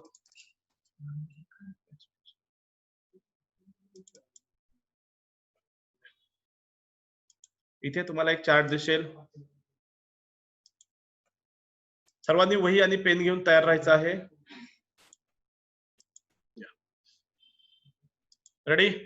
यामध्ये आपल्याला एक्झॅक्ट आपला पैसा किती जाणार आहे, आपल्याला किती कमवायचा हे अगोदर आपण सेट करणार आहोत. आपल्या घरचा खर्च, तुमची व्यावसायिकाची पगार किती असायला पाहिजे, या गोष्टी आज आपण बघणार आहोत. आणि मी जे तुम्हाला आता कॅल्क्युलेशन देणार आहे, मी तोंडी सांगतोय, तुम्ही तुमच्या नोटबुक मध्ये लिहायचं आहे. मित्रांनो, जर हा चार्ट तुम्हाला पाहिजे असेल तर हा चार्ट, हा प्रोग्राम संपल्यानंतर व्हॉट्सअप ग्रुपवरती शेअर केला जाईल. फक्त आता इथे हे कॅल्क्युलेशन करणं गरजेचं आहे. आता तुम्हाला या ठिकाणी खर्च लिहायचा आहे, परंतु या चार्ट मध्ये लिहित असताना कुणीही महिन्याचा खर्च लिहू नका, तर वर्षाचा खर्च आपल्याला काढायचा आहे. या कोरोना नंतर आपल्याला जे काही सक्सेस मिळवायचा आहे, जो पैसा कमवायचा आहे, ते जर करायचं असेल तर मित्रांनो तुम्हाला या सर्व गोष्टी क्लिअर असणं गरजेचं आहे. तुमच्याकडे येणारा आणि जाणारा पैसा क्लिअर माहित असणं गरजेचं आहे. तुमचं घर भाडं, जर तुम्ही भाड्याच्या घरामध्ये राहत असाल तर मित्रांनो, प्रत्येक महिन्याला तुम्ही जे भाडं भरता, समजा उदाहरणार्थ एक 10,000 रुपये तुम्हाला रेंट आहे, तर वर्षभरामध्ये तुमचे पैसे किती जातात, 1,20,000. तर त्या ठिकाणी तुम्हाला लिहायचं आहे. शक्यतो सर्वांनी राऊंड फिगर मध्ये राहा, जेणेकरून कॅल्क्युलेशन करायला सोपं जाईल. शेवटी आपल्याला या सर्व गोष्टींचं कॅल्क्युलेशन करायचं आहे. आणि तुम्हाला हा चार्ट मिळणार आहे, त्यामुळे तुम्ही पुन्हा आणखी आपल्या घरामध्ये आपल्या पत्नी बरोबर किंवा आपल्या पती बरोबर बसून पुन्हा एक वेळेस ह्या गोष्टी करू शकता. आता फक्त या ठिकाणी मी सांगतो त्या गोष्टी लिहा. घर भाडं वर्षभरासाठी किती जातं, तुमचा किराणा तुम्हाला किती लागतो, तुम्ही 1 महिन्यासाठी किती किराणा भरता, त्यानुसार तुमचं वर्षभराचा किराणा किती आहे, तो खर्च या ठिकाणी लिहा. फार महत्वाचे मुद्दे आहेत, हे प्रत्येकाने करायचे आहेत. तुमचा भाजीपाल्यासाठी तुम्ही महिन्याला किती खर्च करता, आठवड्यातून तुम्ही एकदा जर भाजीपाल्यासाठी जात असाल तर महिन्यातून किती आणि वर्षभरला किती. दूध तुम्ही घेता दुकानामधून, तो खर्च किती आहे. फळं तुम्ही किती दिवसाला आणता, त्याप्रमाणे वर्षभराचा खर्च किती आहे. त्यानंतर आहे दवाखाना. तुमच्या घरामध्ये तुम्ही असाल, तुमची बायको असेल, तुमची मुलं असतील, तुमचे आई वडील असतील, या सर्वांना जो वर्षाचा जो दवाखान्याचा खर्च होतो, तोही या ठिकाणी कॅल्क्युलेट करायचा आहे. त्यानंतर आहे मुलांची शाळा. तुमची मुलं जर शिक्षण घेत असतील तर अंदाजे त्या ठिकाणी मुलांची स्कूल फी काय आहे, मुलांना स्कूलमध्ये जाण्यासाठी स्कूल व्हॅन आहे, त्यांचं वर्षभर जे काय चालणार आहे, प्रोजेक्ट्स असतील, त्यांचा युनिफॉर्म आहे, त्यांच्या सर्व ज्या गोष्टी आहेत त्याच्यामध्ये तुम्हाला लिहायच्या. मुलांची शाळा फक्त, यामध्ये मी क्लासेस बद्दल बोललेलं नाही, फक्त शाळा. क्लासेस वेगळा मुद्दा असणार आहे. त्यानंतर आहे मोबाईल. तुमचा मोबाईल, तुमच्या वाईफचा, तुमच्या आई वडिलांचा, तुमच्या मुलांचा, जो काय पर मंथ रिचार्ज होतो तो, त्याचा मेंटेनन्स असेल, किंवा कुणाला तरी वर्षातून एकदा नवीन मोबाईल घेतला जातो, तो खर्च तुम्हाला यामध्ये लिहायचा आहे. टीव्ही साठी तुम्ही किती रिचार्ज करता, इंटरनेट साठी किती रिचार्ज करता, जर तुम्ही ब्रॉडबँड वगैरे युज करत असाल तर त्यासाठी किती खर्च करता ते लिहा. घराचा मेंटेनन्स आहे, जर तुमचं भाड्याचं असू द्या किंवा स्वतःचं असू द्या, काही जर प्रॉब्लेम झाला तर तो छोटे छोटे खर्च तुम्हाला करावे लागतात. जसं बेसिन खराब झालेलं आहे, इलेक्ट्रिसिटीचा काही प्रॉब्लेम आहे, दरवाजा तुटलेला आहे, हे छोटे छोटे खर्च तुम्हालाच करणं गरजेचं आहे. सो तोही खर्च तुम्हाला लिहायचा आहे. आध्यात्मिक पूजा. आपल्या देशामध्ये प्रत्येक आठवड्यामध्ये 1-2 काहीतरी पूजा असतात. त्याप्रमाणे वर्षभरामध्ये तुम्ही कोणकोणत्या पूजा करतात, त्याला अंदाजे किती खर्च येतो, तो तुम्हाला लिहायचा आहे. प्रवास खर्च लिहायचा आहे तुम्हाला. पब्लिक ट्रान्सपोर्टने जे काही तुम्ही करत असाल, मग ते रिक्षा असेल, बस असेल, रेल्वे असेल, विमान असेल, त्याचा खर्च तुम्हाला वर्षभराचा किती होतो तो लिहायचा आहे. हे खर्च लिहित असताना फक्त घरातले लिहायचे मित्रांनो. या ठिकाणी मी बिझनेस विषयी काहीही सांगितलेलं नाहीये, फक्त तुमच्या पर्सनल लाईफ बद्दल बोलतोय. पेट्रोल, स्वतःची बाईक, स्वतःची कार वापरत असाल तर त्या ठिकाणी किती खर्च येतो तो तुम्हाला लिहायचा आहे. त्यानंतर आहेत कपडे. वर्षभरामध्ये तुम्ही तुमच्यासाठी, वाईफसाठी, आई वडिलांसाठी, संपूर्ण फॅमिलीसाठी जो काही कपड्यांसाठी खर्च करत आहात, प्रत्येक अगदी तुमच्या रुमाल पासून, तुमच्या सॉक्स पासून जो खर्च आहे तो कपड्यांचा खर्च यामध्ये लिहायचा आहे. घरामध्ये काही कामगार असतील, कामवाला, कामवाली, तिचा खर्च लिहायचा आहे वर्षभराचा. तुमचं स्वतःचं घर असेल, त्यामुळे तुम्ही घर भाडं दिलेलं नसणार आहे. या ठिकाणी तुमच्या घराचा हप्ता येणार आहे मित्रांनो. तुमचं घर घेतलेलं असेल, त्याचे काही ईएमआय चालू असेल, तर तो घराचा हप्ता तुम्हाला लिहायचा आहे. गाडीचा हप्ता, तुम्ही जे बाईक घेतलेला आहे, फोर व्हीलर घेतलेलं आहे, आणि हे सर्व खर्च तुम्हाला तुमच्या पगारामधून करायचे. याचा आणि तुमच्या बिझनेसचा काडीचाही संबंध नाहीये. तुमच्या वैयक्तिक गोष्टींसाठी तुम्ही या गोष्टी केलेल्या आहेत. त्यामुळे याचा खर्च हा तुमच्या पगारामधून गेला पाहिजे. तुम्ही काही गोल्ड लोन घेतलं असेल तर त्याचा हप्ता आहे. हॉटेलिंगसाठी आपल्याकडे खाण्यासाठी जगणारे लोक आहेत. सो आठवड्यातून एकदा किंवा महिन्यातून एक वेळेस आपण पूर्ण फॅमिलीला घेऊन बाहेर हॉटेलमध्ये जातो. त्यावेळेस अंदाजे 2,000, 3,000, 4,000 रुपये आपण खर्च करतो. तो या ठिकाणी खर्च लिहायचा आहे. नोकरदार लोक कमी असतात, पण बिझनेसवाले लोक प्रत्येक शनिवार, रविवार तर कदाचित शनिवारी किंवा रविवारी बाहेर गेलेले असतात. सो आपला अंदाजे खर्च तो त्या ठिकाणी लिहा. मूव्हीसाठी तुम्ही जात असाल तर तो खर्च लिहा. तुमच्या गाडीचा maintenance, two wheeler, four wheeler ते तुम्ही वापरता, त्याला सर्व्हिसिंग आहे किंवा इतर गोष्टी आहेत, त्याचा खर्च वर्षभरात किती येतो लिहायचा आहे. तुम्ही जे देणगी देता, ही देणगी तुमची वैयक्तिक आहे. तुमचा बिझनेसचा आणि त्याचा काही संबंध नाही. गणेशोत्सव असेल किंवा एखादी गोकुळाष्टमी असेल किंवा इतर कुठल्याही महापुरुषांची जयंती असेल, यावेळेस आपण जे देणगी देतो, वर्षभरात किती देणगी देतो तेही लिहा. तुम्ही ट्रिप करत असाल वर्षातून एखाद्या वेळेस पूर्ण फॅमिलीला घेऊन बाहेर फिरायला जात असाल, तर तो खर्च लिहायचा आहे. हा तुमचा वैयक्तिक खर्च आहे मित्र. आपत्कालिक निधी. जीवनामध्ये कधीतरी एखादं संकट येऊ शकतं, एखादा पूर आला, काही भूकंप झाला, घर पडलं, घरामध्ये पाणी गेलं असेल. गव्हर्नमेंट जेव्हा मदत करेल तेव्हा मदत करेल, परंतु तुमच्याकडे काही लिक्विड फंड आवश्यक असणं गरजेचं आहे आणि म्हणून तुमच्या प्रॉफिटच्या 5 ते 10% रक्कम तुम्ही या वेगळ्या अकाउंटमध्ये ठेवणं गरजेचं आहे आणि ती रक्कम कधीही काढायची नाही, कधीही काढायची नाही. मुलांचं लग्न आहे, मुलींचं लग्न आहे किंवा इतर कुठल्या कधीही काढायचं नाही. ज्यावेळेस तुम्हाला इमर्जन्सी काय असेल, अति इमर्जन्सी, हे लग्न वगैरे ह्या इमर्जन्सी नाहीत. नैसर्गिक आपत्ती काय आलेली असेल तरच त्यावेळेस हा काढायचा आहे. त्याला आम्ही आपत्कालिक निधी म्हणतो. नाही वापरणं झालं तर शेवटी आपल्या उतार वयामध्ये किंवा आपल्या शेवटच्या काळामध्ये आपल्यासाठी तो निधी राहणार आहे मित्रांनो. बचत काय करत असाल तुम्ही, सेव्हिंग्स, तर त्यामध्ये त्याचे लिहा. इन्व्हेस्टमेंट काय असेल तुमचे तर त्यामध्ये लिहा. पार्लरसाठी तुम्ही किती खर्च करता वर्षभरामध्ये, तोही या ठिकाणी तुम्हाला लिहायचा आहे. वर्षभर. मग तो फक्त तुमच्या एकट्याचा नाहीये. तुम्ही आहात, तुमची वाईफ आहे, तुमचा मुलगी आहे, तुमची मुलगी आहे, आई-वडील आहेत. काही नसेल तर केस कापण्यासाठी तर तुम्हाला जावंच लागतं. तो त्याचा वर्षभराचा खर्च किती आहे तोही लिहा. काही लोक मांसाहारासाठी वेगळं बजेट असतं. खात नसाल तर चांगली गोष्ट आहे. खात असाल तर ते बजेट ठेवावंच लागतं. तो त्याचा खर्च आहे. स्वयंविकास कार्यशाळा, जशी आजची कार्यशाळा, या कार्यशाळेसाठी तुम्ही काही चार्जेस पे केलेले आहेत. अशा वेगवेगळ्या कार्यशाळा तुम्ही पाहत असाल, तर मित्रांनो त्याचाही खर्च तुम्हाला वर्षभरासाठी किती आहे तो तुम्ही लिहायचा आहे. मुलांचे क्लासेस, अगोदर आपण मुलांच्या स्कूलचा खर्च करा. आता क्लासेससाठी तुम्ही किती खर्च करता तो लिहा. त्यानंतर आहे इन्कम टॅक्स, तुम्ही जो पे करत असाल तो लिहा. लहरी शॉपिंग, शॉपिंगला म्हणतो लहरी शॉपिंग. घरात बसलेला आहे, अचानक तुमचा जोडीदार तुम्हाला बोलतो, की "अरे काय घरामध्ये बसून बोर झालेलं आहे." मग ती पत्नी असेल, पती असेल, तर चला बाहेर फिरून येऊयात आणि मग आपण मॉलमध्ये जातो आणि चालता-चालता काहीतरी खरेदी करून येतो. सो असा जो काही खर्च आहे, तो सुद्धा यामध्ये लिहायचा आहे. वार्षिक खर्च किती होतो? तुम्ही जर आठवड्यातून एकदा लहरी शॉपिंग करत असाल, तर महिन्यातून 4 वेळेस होतो. प्रत्येक वेळेस ₹1000 म्हटलं तर महिन्याचे ₹4000 झाले. याप्रमाणे वर्षभराचा किती होतो विचार करा. लाईट बिल तुमचं किती आहे? स्वतःचं घर असेल तर घरपट्टी, पाणीपट्टी तुम्हाला द्यावी लागते. सोसायटी मेंटेनन्स सुद्धा तुम्हाला द्यावा लागतो. हा वर्षभराचा खर्च आहे. आणि म्हणून या ठिकाणी आपण वर्षभराचा खर्च काढतोय. जिमसाठी मित्रांनो तुमच्याकडे वेगळं बजेट पाहिजे. प्रत्येक व्यावसायिकाने जिम जॉइन करणं 100% गरजेचं आहे. तुम्ही जिम जॉइन करा किंवा योगा क्लब एखादा जॉइन करा, काही करा.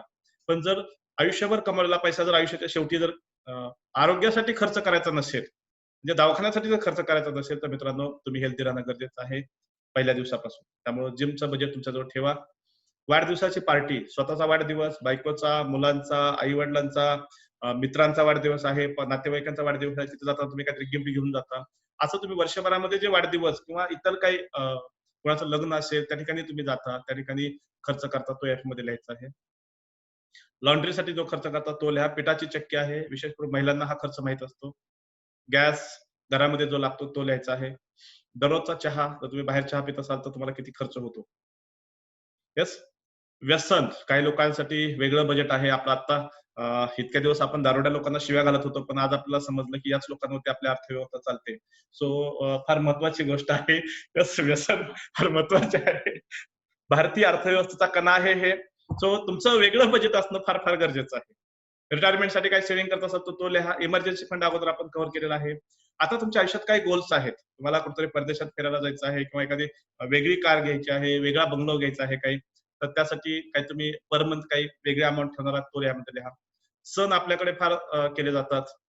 प्रत्येक महिन्यामध्ये सण असतात. विशेष करून दिवाळी असेल, दसरा असेल, गुढीपाडवा असेल, असे वेगवेगळ्या सणांच्या वेळेस आपण भरपूर खर्च करतो. सो मित्रांनो, तुमचं बजेट किती आहे? प्रत्येक वर्षभरामध्ये या सणांसाठी किती खर्च करतात तोही लिहा या ठिकाणी. त्यानंतर आहे पाळीव प्राणी. जर तुमच्या घरामध्ये काही पाळीव प्राणी असतील तर त्यांचाही खर्च तुम्ही करत आहात. आणि धान्य हे वर्षातून एकदाच घेतलं जातं. आपण पाहतो की ज्वारी, गहू हे एकाच वेळेस घरामध्ये घेऊन ठेवले जातात. आणि याशिवाय जो तुम्ही खर्च करत आहात तो इतर खर्चामध्ये तुम्हाला टाकायचा आहे आणि या सर्वांची बेरीज करायची आहे. मित्रांनो, तो नंबर कमेंट बॉक्समध्ये टाकायचा आहे. परत एकदा पाहून घ्या, काही समजलेलं नसेल तर. हे प्रॅक्टिकल नंबर आहेत. हे कुठलेही हवेत लिहायचे नंबर नाहीयेत मित्रांनो. तुम्ही तुमचा खर्च लिहिताय, प्रत्येकाचा नंबर वेगवेगळा असणार आहे. आणि जर तुम्हाला ही पीडीएफ पाहिजे असेल, तर फक्त हा प्रोग्राम संपल्यानंतर ग्रुपवरती आम्ही या गोष्टी शेअर करतोय. ही पीडीएफ ग्रुपवरती मी शेअर करतो. तुम्ही पुन्हा एकदा आपल्या घरी जाऊन आपल्या वाईफ सोबत बसून हे कॅल्क्युलेशन केल्यानंतर मी एकच गोष्ट सांगेन, तुम्ही जे आता कॅल्क्युलेशन करणार आहात, त्याच्यापेक्षा तो खर्च नक्कीच जास्त असणार आहे, जेव्हा तुम्ही तुमच्या वाईफ सोबत बसणार आहात. या तर हा खर्च लिहायचा आहे आणि तो कमेंट बॉक्समध्ये टाकायचा आहे. येस. आपण आपल्या मूळ स्लाइडवरती येऊयात. आता लगेच सांगायचं आहे आणि म्हणून मी अगोदर म्हटलेलं होतो, की तुम्हाला हे कॅल्क्युलेशन करायचं आहे. आता लगेच कमेंट बॉक्समध्ये टाकायचं आहे. सुरुवातीपासून मी सांगत होतो. जे करायचंय ते आत्ताच करायचं आहे. परत आपल्याला करणं होत नाहीये. यस, सुहास सर आता लगेच करायचं आहे. यस. बेसिक गोष्टी आहेत ह्या. ह्याच गोष्टी जोपर्यंत क्लिअर होत नाहीत, तोपर्यंत आपण व्यवसायामध्ये आपला व्यवसाय 4 पट वाढवूच शकत नाहीये. आपला इन्कम वाढवूच शकत नाही. यस, कमेंट बॉक्समध्ये तुम्ही लगेच तो नंबर टाकायचा आहे. किंवा एक काम करा, वर्षभराची टोटल काढा, त्याला डिव्हाइड करा 12 ने आणि तो महिन्याचा खर्च कमेंट बॉक्समध्ये टाका. चलो, आणखीन कोणी टाकलेला नाही तोपर्यंत अगोदर सांगतो. महिन्याचा खर्च तिथं लिहा. टोटल टोटल कॅल्क्युलेशन करायचे. त्याला डिव्हाइड करायचं 12 ने आणि 2 lakhs ओके 2,15,000 प्रतीक सर. हा वर्षभराचा आहे की महिन्याचा आहे तो पण त्या समोर लिहा. शक्यतो महिन्याचा खर्च सर्वांनी टाका या ठिकाणी. इयर महिन्याचा काढा सर आता. महिना महिना. प्रत्येक महिन्याला तुम्हाला किती खर्च आहे ते कमेंट बॉक्समध्ये मला टाकायचं आहे. उत्पन्न 4 पट वाढवायचं असेल तर आता किती आहे हे माहित असणं गरजेचं आहे. 100% प्रॅक्टिकल बोलतोय. कुठली गोष्ट हवेमध्ये नाहीये, मोटिवेशन नाहीये. प्रॅक्टिकल टेक्निक्स वरती मी बोलतोय.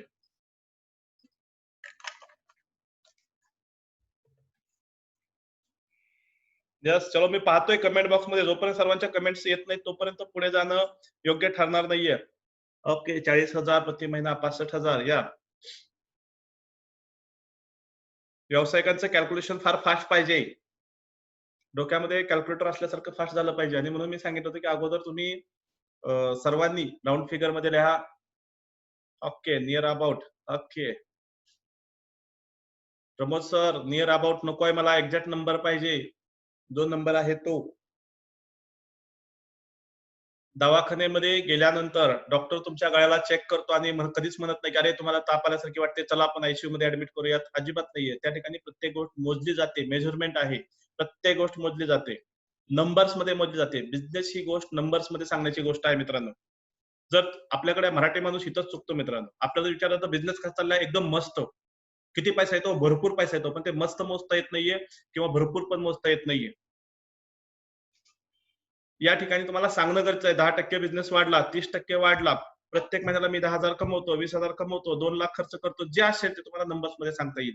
तुम्ही दवाखान्यामध्ये गेलात, त्या ठिकाणी टेम्परेचर मोजण्यासाठी थर्मामीटर आहे, त्या ठिकाणी ब्लड प्रेशर ॲपरेटस आहे. प्रत्येक गोष्ट नंबरमध्ये सांगितली जाते. तसं आज हा तुमच्या घरचा खर्च मोजण्यासाठीचा हा एक थर्मामीटर आहे. येस चलो 1,91,000. कारण तुम्ही 2 लाख जरी म्हटलं तर वरचे 9,00,000 रुपये तुमचे प्रत्येक महिन्याला एक्स्ट्रा जात आहेत. सो 9,000 म्हणजे एखाद्या व्यक्तीचा एखाद्या घराचा ईएमआय असू शकतो. त्यामुळे नंबर्स फार महत्वाचे आहेत.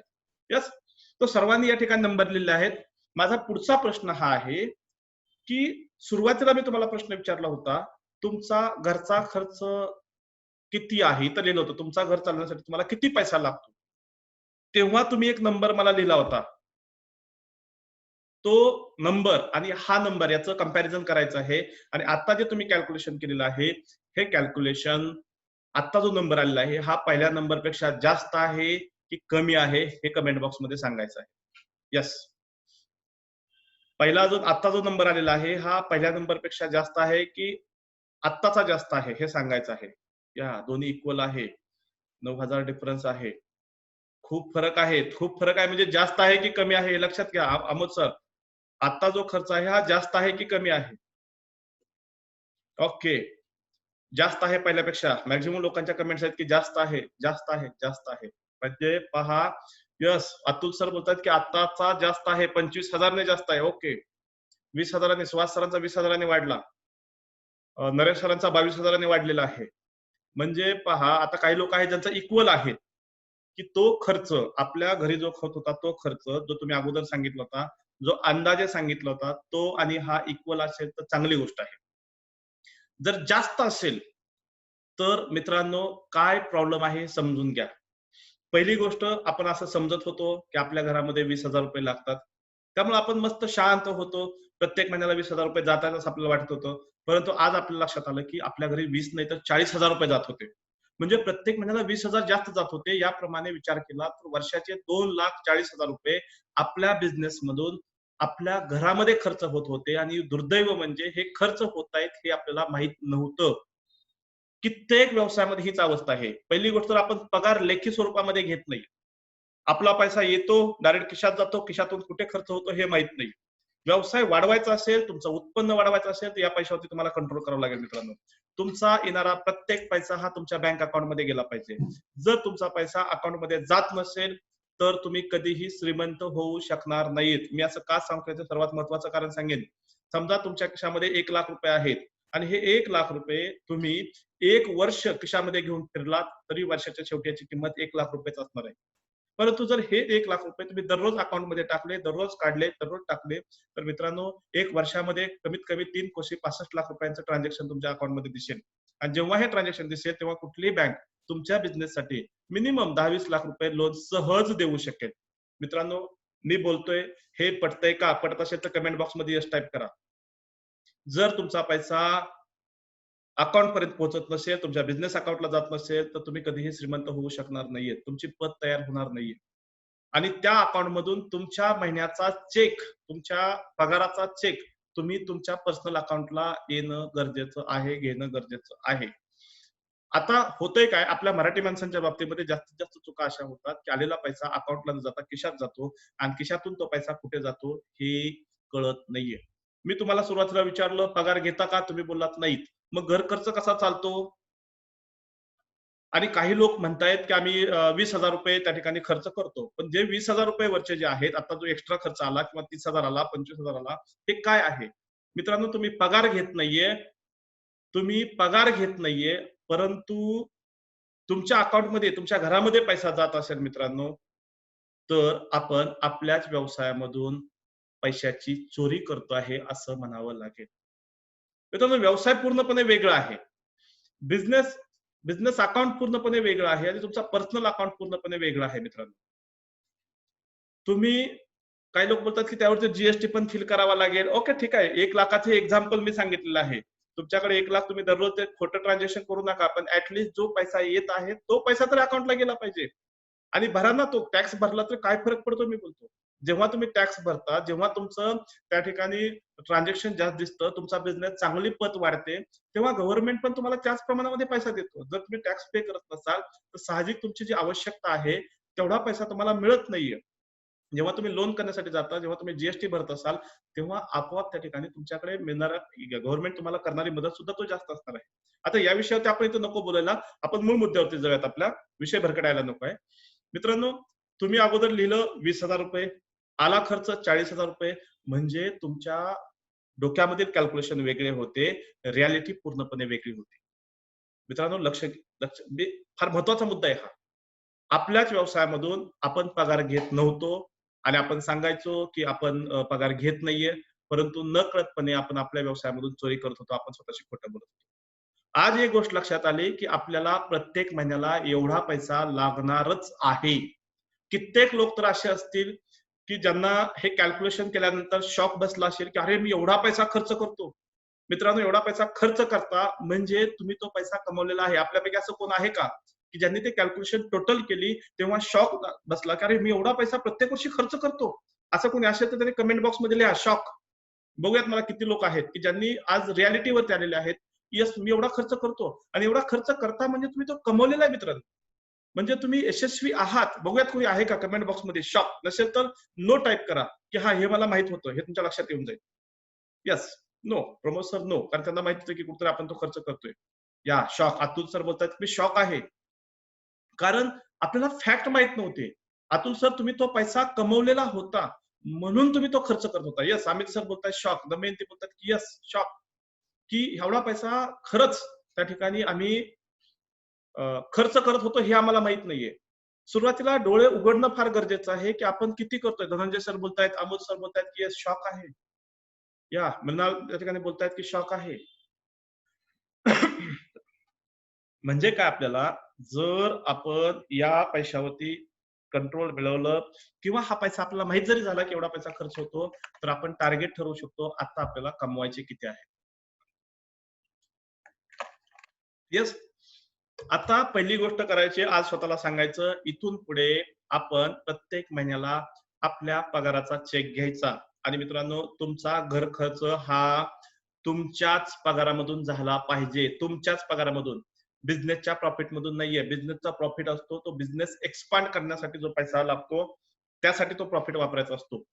बिझनेसचा प्रॉफिट हा आपल्या वैयक्तिक गरजांसाठी नसतो. दुर्दैव आपल्याकडे असं होतं की व्यवसाय सुरू केला, जर यंग पर्सन असतील या ठिकाणी, बरेचसे यंग मला इथे दिसत आहेत, मग कुठतरी हा 22, 23, 24व्या वर्षी कुठतरी व्यवसाय सुरू करतो, मे बी 25व्या वर्षी सुरू करतो. व्यवसाय सुरू केला की आपल्याला वाटतं अरे मला आता बाईक पाहिजे. ते बाईक घेतले, ईएमआय त्याचे भरतोय तोपर्यंत वाटतं आता कार पण पाहिजे. कारचं होईपर्यंत कुठतरी घराचा पण त्या ठिकाणी स्वप्न असतं. अरे पण तेवढं उत्पन्न तुमचं वाढलेलं आहे का? तेवढा तुमचा पगार वाढलेला आहे का? आता तुमच्याकडे एक एम्प्लॉय आहे, त्याच्या घरचा खर्च समजा ₹15,000 आहे. तर तो 15,000 वरती काम करतो का? नाहीये. तो त्यापेक्षा थोडंसं जास्त पगार त्या ठिकाणी अपेक्षित करतो. म्हणजे त्याचा खर्च जो आहे त्याच्याकडे शिल्लक राहील. आता इथून तुम्हाला समजून जाईल की तुम्ही प्रत्येक महिन्याला किती पगार घ्यायला पाहिजे. पहिला प्रश्न माझा, सध्या जेवढा खर्च होत आहे, तेवढा पगार घेतला तर तुमचं कुटुंब सुरक्षित होईल का? उत्तर येस किंवा नो मध्ये मला पाहिजे. जेवढा तुम्ही खर्च लिहिलेला आहे, तेवढाच पगार तुम्ही प्रत्येक 1 तारखेला घेतला, तुमचं कुटुंब सुरक्षित होईल का? उत्तर येस किंवा नो मध्ये पाहिजे. कमेंट बॉक्स मध्ये टाइप करा. चलो नो. प्रत्येकाचं मत वेगवेगळं आहे.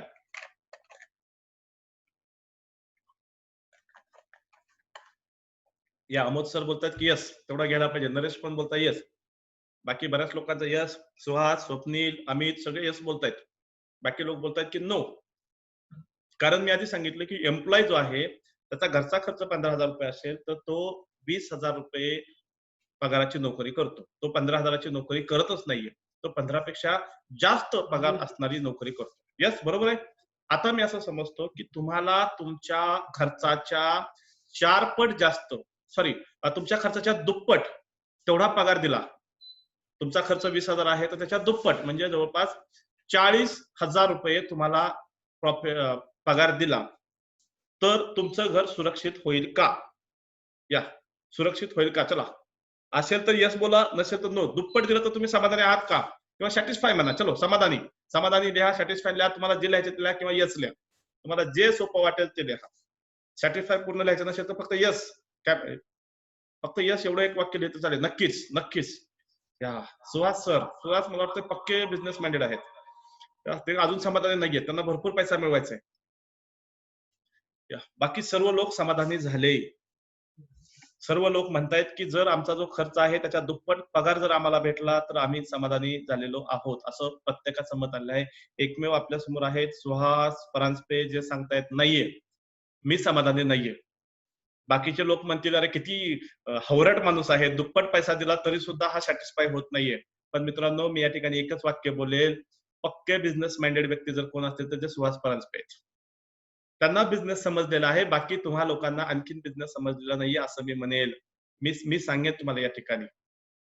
कारण तुमच्या पगाराच्या किती पट तुमचा पगार, सॉरी, तुमच्या खर्चाच्या किती पट तुमचा पगार आहे, किती पट असायला पाहिजे हे ठरवणं फार फार गरजेचं आहे. तर मित्रांनो, तुमच्या खर्चापेक्षा 4 पट जास्त पैसा तुमच्या घरात येणं गरजेचं आहे. आपण आणखीन बिझनेस विषयी बोललेलो नाहीये मित्रांनो. बिझनेस विषयी बोललेलो नाहीये. आपल्या इकडे लोक स्वतःला मध्यम वर्ग म्हणण्याच्या चक्करमध्ये त्या श्रीमंत लोकांचे जे काही लाईफस्टाईल जगतायत ते जगण्यापासून लांब पळतायत. का तर आम्ही मध्यम वर्ग आहेत, आपल्याला ते झेपणार नाहीये. का झेपत नाहीये? कारण ते श्रीमंत लोक जे खर्च करतात, जो पैसा कमवतात, ते कमवण्याची इच्छा कदाचित त्या लोकांमध्ये नसेल किंवा ते मी कमवू शकत नाही असं वाटत असेल. आज या ठिकाणी मी तुम्हाला बोलतोय, तुम्ही जो खर्च लिहिलेला आहे, त्या खर्चाच्या 4 पट जास्त पगार तुमचा प्रॉफिट. लक्षात घ्या, मी पुन्हा बोलतोय, बिझनेसच्या प्रॉफिटचा आणि तुमचा काहीही संबंध नाहीये. बिझनेसचा प्रॉफिट हा बिझनेसचा आहे. तुमच्या खर्चाच्या 4 पट जास्त पैसा तुमच्याकडे येणं गरजेचं आहे. किती लोकांना असं वाटतं, येस मला एवढा पैसा मिळवायचा आहे. कसा मिळवायचा ते मी सांगणार आहे. पण तुमची इच्छा पाहिजे अगोदर मिळवायचा का नाही मिळवायचा. चलो बघूयात ना. पुढचे 10 दिवस आपण हेच करणार आहेत. तो कसा मिळवायचा, पण जे मिळवायचं त्यांना देणार. ज्यांना नाही मिळवायचं त्यांना नाही द्यायचा. हां. आता लोकांमध्ये काहीतरी उत्साह आल्यासारखं वाटायला लागलेलं आहे. येस. इतका वेळ चाललं होतं हे कॅल्क्युलेशन काय चाललेलं आहे. मित्रांनो, आपला भूतकाळ काय याच्याशी आपल्याला काही घेणं-देणं नाहीये. आपल्याला भविष्य काय पाहिजे. तुमच्या खर्चाच्या 4 पट पैसा का पाहिजे याचंही मी तुम्हाला कारण सांगतो. तुमचा खर्च किती आहे तुम्हाला समजलं. आपल्या जीवनामध्ये कधी कोणती नैसर्गिक आपत्ती येईल हेही सांगता येत नाहीये. समजा तुम्ही तुमच्या खर्चाच्या दुप्पट पैसा तुम्ही अकाउंटमध्ये घेतला. तुमची पगार घेतली. आणि समजा असाच आता जसा कोरोना आहे, तसाच पुढे पाऊस एक 8-9 महिने गेल्या वर्षी आपण पाहिलं की 9 महिने पाऊस होता. तसाच पाऊस जर यावर्षी पण सुरू झाला, तर तुम्ही जे दुप्पट घेतलेला पैसा आहे, तो किती काळ टिकणार आहे? किंवा यावर्षी व्यवस्थित सुरू झालं, पण पुढच्या वर्षी आणखी 9-10 महिने पाऊस सुरू झाला, तर मित्रांनो जेवढा पैसा तुम्ही साठवलेला आहे, तेवढा पैसा संपणार आहे. मी परत बोलतोय मित्रांनो मी तुम्हाला. येस? या. जेवढा पैसा तुम्ही कमवलेला आहे, तो सर्व पैसा संपून जाईल. म्हणून तुमच्याकडे तेवढा पैसा शिल्लक पाहिजे, की पुढे 6 महिने कितीही मोठा प्रॉब्लेम आला, तरीही तुमच्या अकाउंट मधले पैसे संपले नाही पाहिजेत. ते 6 महिन्याच्या ऐवजी 1 वर्ष तुम्ही प्रॉब्लेम मध्ये असाल, 2 वर्ष प्रॉब्लेम मध्ये असाल, तरीही तुमचा पैसा संपला न पाहिजे. एवढ्या सेफ झोनमध्ये तुम्हाला खेळायचं आहे. जेव्हा तुमच्याकडे 4 पट पैसा असेल, तेव्हा 1 महिन्याचा तुम्ही खर्च कराल. 1 महिन्याचा तुमचा अचानक येणाऱ्या अडचणीमध्ये तो पैसा जाईल. राहिले 2 महिने तुमचा पैसा सेव्हिंग होत राहील आणि हा सेव्हिंग झालेला पैसा जो तुम्हाला ते पूर्ण करायचा आहे, 6 महिने पुरेल एवढा पैसा सेव्हिंग अकाउंटमध्ये आणि 5 वर्ष पुरेल एवढा पैसा एफडी करून ठेवायचा आहे. तो जो क्रायटेरिया मी सांगितलेला आहे मिडल क्लासचा, तो आपला पूर्ण होईल. पण व्यावसायिक व्यक्ती असा असतो, जो नेहमी बोलतो, "अरे अकाउंटमध्ये ठेवून काय करायचं?" तो बिझनेसमध्ये गुंतला पाहिजे, बिझनेसमध्ये गुंतला पाहिजे. आणि मी कित्येक व्यावसायिक पाहिले आहेत, 10 वर्ष झाले, 20 वर्ष झाले. त्यांना जर विचारलं तुमच्याकडे किती शिल्लक आहे, ते म्हणतात व्यवसायामध्ये जो गुंतवलेला आहे ना, तेच आमचं भांडवल आहे. पण मित्रांनो ते लिक्विडमध्ये नाहीये. अचानक उद्या प्रॉब्लेम झाला, तर तुम्ही तुमच्या ऑफिसमधल्या त्या तुमच्या इंडस्ट्रीमधील तुमच्या त्या मशिनरी विकून तुम्ही पैसा नाही तयार करू शकत. तुमच्याकडे लिक्विडमध्ये पाहिजे. त्याच्या व्यतिरिक्त तुम्ही जे जमीन घेणार आहात, जो फ्लॅट घेणार आहे, तो पैसा पूर्णपणे वेगळा आहे. इथं जो मी बोलत आहे, हे पूर्णपणे तुमच्या लिक्विड विषयी बोलत आहे. 6 महिने पुरेल एवढा पैसा एफडी पाहिजे, सॉरी सेव्हिंग अकाउंटला पाहिजे आणि 5 वर्ष पुरेल एवढा पैसा तुमच्या तुम्ही एफडी करून ठेवलेला असला पाहिजे. माझं म्हणणं तुम्हाला पटत आहे का? प्रॅक्टिकल बोलतोय. पटत असेल तर येस टाइप करा. बघू मला. तुमच्या इतर ठिकाणी इन्व्हेस्ट केलेला पैसा, त्याच्याविषयी मी बोलत नाहीये. एफडी केलेला पैसा आणि जेव्हा तुमच्या उत्पन्नाच्या 4 पट जास्त, सॉरी तुमच्या खर्चाच्या 4 पट जास्त पैसा तुमच्याकडे असेल, तेव्हाच हे सर्व स्वप्न पूर्ण होणार आहेत. कित्येक व्यावसायिक म्हणतात, आमच्या दुकानामध्ये जेवढा माल शिल्लक आहे, तेवढाच पैसा आमचा भांडवल आहे किंवा तेवढाच आमच्याजवळ पैसा आहे. मित्रांनो, असं म्हणून चालणार नाहीये. ते बिझनेसच्या प्रॉफिट मधून आलेल्या पैशामधून तुम्ही बिझनेस ग्रोथ करत आहात. परंतु तुमच्या पर्सनल लाईफमध्ये तुमचे स्वतःचा पैसा तो पाहिजे. तुम्ही परवाच्या सेशनमध्ये पुन्हा पाहणार आहात, की आपल्या बिझनेससाठी किती पैसा आहे, बिझनेसमध्ये किती पैसा कमवायचा आहे किंवा बिझनेसमध्ये किती सेल झाला पाहिजे, किती कस्टमर याच्याविषयी आपण परवाच्या दिवशी बोलणार आहे. आज आपण बेस पहिला पक्का करतोय, की माझी पगार किती पाहिजे. आणि तुम्ही म्हणाल सर आपलाच बिझनेस आहे, नवीन सुरू केलेला आहे, त्यामुळे मी पगार घेत नाहीये वगैरे वगैरे. तर त्या भ्रमामध्ये अजिबात राहायचं नाहीये. तुमच्या बिझनेसच्या पहिल्या दिवसापासून तुमचा पगार ठरलेला असला पाहिजे. कारण तुम्ही कुठल्याही कंपनीमध्ये कुठेही कामाला गेलात, तर तुम्ही फुकट काम करणार नाहीये. सो स्वतःचा बिझनेसमध्ये सुद्धा फुकट काम करायचं नाहीये. तुमचा घर खर्च चालवण्यासाठी तुम्हाला तिथूनच पैसा घ्यायचा आहे. आणि जर तुम्ही तिथून पैसा घेत नसाल, तर पुन्हा स्वतःला प्रश्न विचारा, की मी माझा घर खर्च कुठून चालवतोय? जर लीगली घेत नसाल, तर इल्लीगली तुम्ही तुमच्या बिझनेसमधून चोरी करत आहात. हे लक्षात ठेवा. त्यामुळं कधीही स्वतःला फसवायचं नाहीये. आता हा पैसा कसा मिळवायचा हे मी तुम्हाला सांगेन. पण सर्वात अगोदर महत्वाचं होतं, की तुम्हाला तो मिळवायचा आहे की नाहीये. तो सर्वांनी या ठिकाणी येस कमेंट केले आणि सर्वात मला खरंच एक महत्वाचं तुम्हाला सांगावसं वाटतं. कित्येक लोक यामध्ये अ, अति डोकं चालवतात. तो कसा मिळणार, काय मिळणार वगैरे, वगैरे, वगैरे. पण या ठिकाणी सर्वांनी फक्त एवढंच लिहिलंय, की येस म्हणजे आपण जे या ठिकाणी आज जो क्राउड आहे, तो क्राउड असा आहे, हा स्वतःहून मोटिव्हेटेड आहे. स्वतःहून त्यांना वाटतं, की मला पुढे जायचंय. या ठिकाणी त्यांना मी अतिशहाणे लोक आपण जे म्हणतो, असा एकही व्यक्ती आजच्या क्राउडमध्ये नाहीये. त्यामुळे खरंच फार समाधान वाटत आहे, की तुम्ही फार चांगले लोक आहात आणि नक्कीच तुमच्या सोबत पुढचा प्रवास करण्यासाठी मला नक्कीच आनंद मिळणार आहे. आता प्रश्न आहे का हा चारपट पैसा कसा मिळवायचा?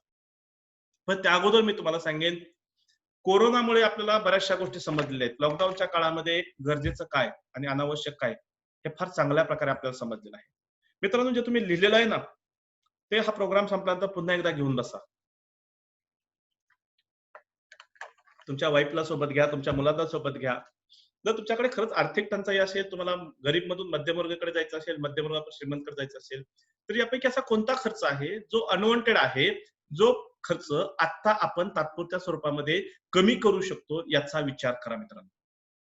कारण जर तो खर्च तुम्ही कमी केला, तर तोच पैसा तुमच्या व्यवसायासाठी भांडवल म्हणून उपयोगाला येणार आहे.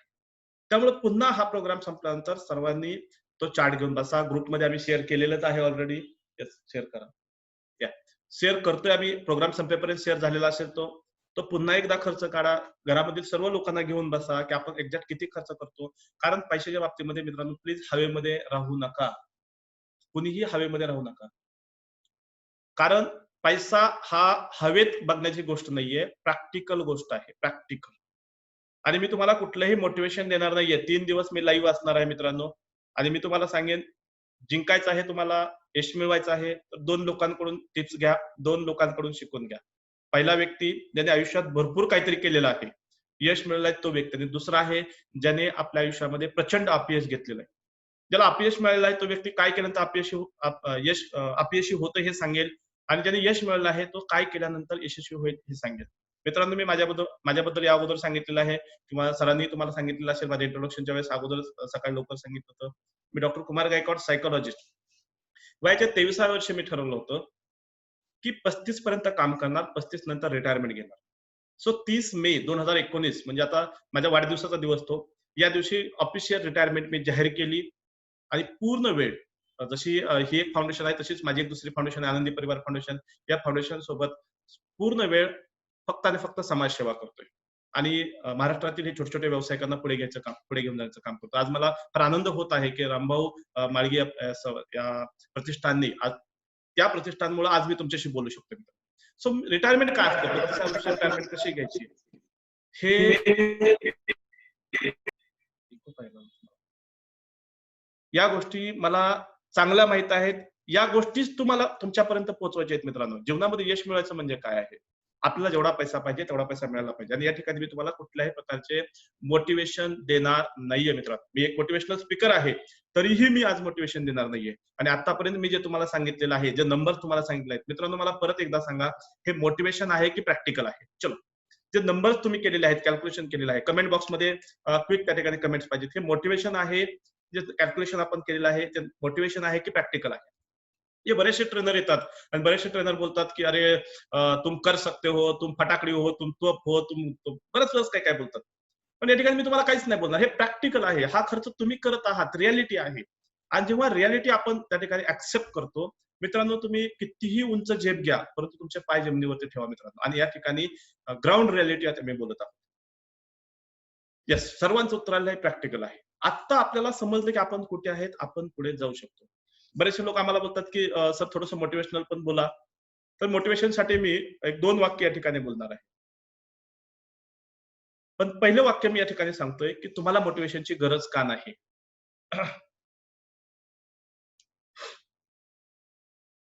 या. आपण शेवटी करणार आहे सर कमेंट बॉक्स. तुम्ही करताय का ते? या. शेवटी आपण क्वेश्चन अँसर सेशन घेणार आहोत. त्यामुळं स्ट्रेस घेऊ नका. सर्वांना मी त्या ठिकाणी देणार आहे. या. प्रॅक्टिकली आहे. येस. मोटिव्हेशनसाठी मी तुम्हाला बोलेल, मित्रांनो, तुम्हाला मोटिवेशनची गरज का नाहीये? माझं एक वैयक्तिक मत आहे, व्यवसाय करणं, धंदा करणं हे कुठल्याही ऐऱ्या-गैऱ्या व्यक्तीचं किंवा कुठल्याही आमच्या साध्या भाषेमध्ये सांगेल कुठल्याही आंडू-पांडूचं काम नाहीये. त्यासाठी फार मोठे गट्स लागतात. त्यासाठी फार आपला दम लागतो मित्रांनो. आणि ज्या दिवशी तुम्ही ठरवलं होतं, की मला बिझनेसमध्ये यायचं आहे, त्याच दिवशी तुम्ही प्रूव्ह केलेलं आहे, की तुमच्यामध्ये ते गट्स आहेत, तुमच्यामध्ये तो दम आहे. त्यामुळे तुम्हाला मोटिव्हेशनची गरज नाहीये, तुम्हाला टेक्निकची गरज आहे. हे टेक्निकल नॉलेज तुम्हाला भेटलं, तरच तुम्ही पुढे जाऊ शकता आणि म्हणून मी तुम्हाला मोटिव्हेशन देत नाही. प्रॅक्टिकल रिॲलिटीवरती बोलतो. सेकंड थिंग, आपल्यापैकी काही लोक असे असतील, की जे अगोदर जॉब करत होते, मग तिथून बाहेर पडले, मग बिझनेसमध्ये आले. येस, कुणी आहे का असं? असेल तर कमेंट बॉक्समध्ये येस टाइप करा. चलो. जॉब करत होतात आणि येस, सुहास सर आहेत, अमोद सर आहेत. त्यास आणखीन कोणी आहे?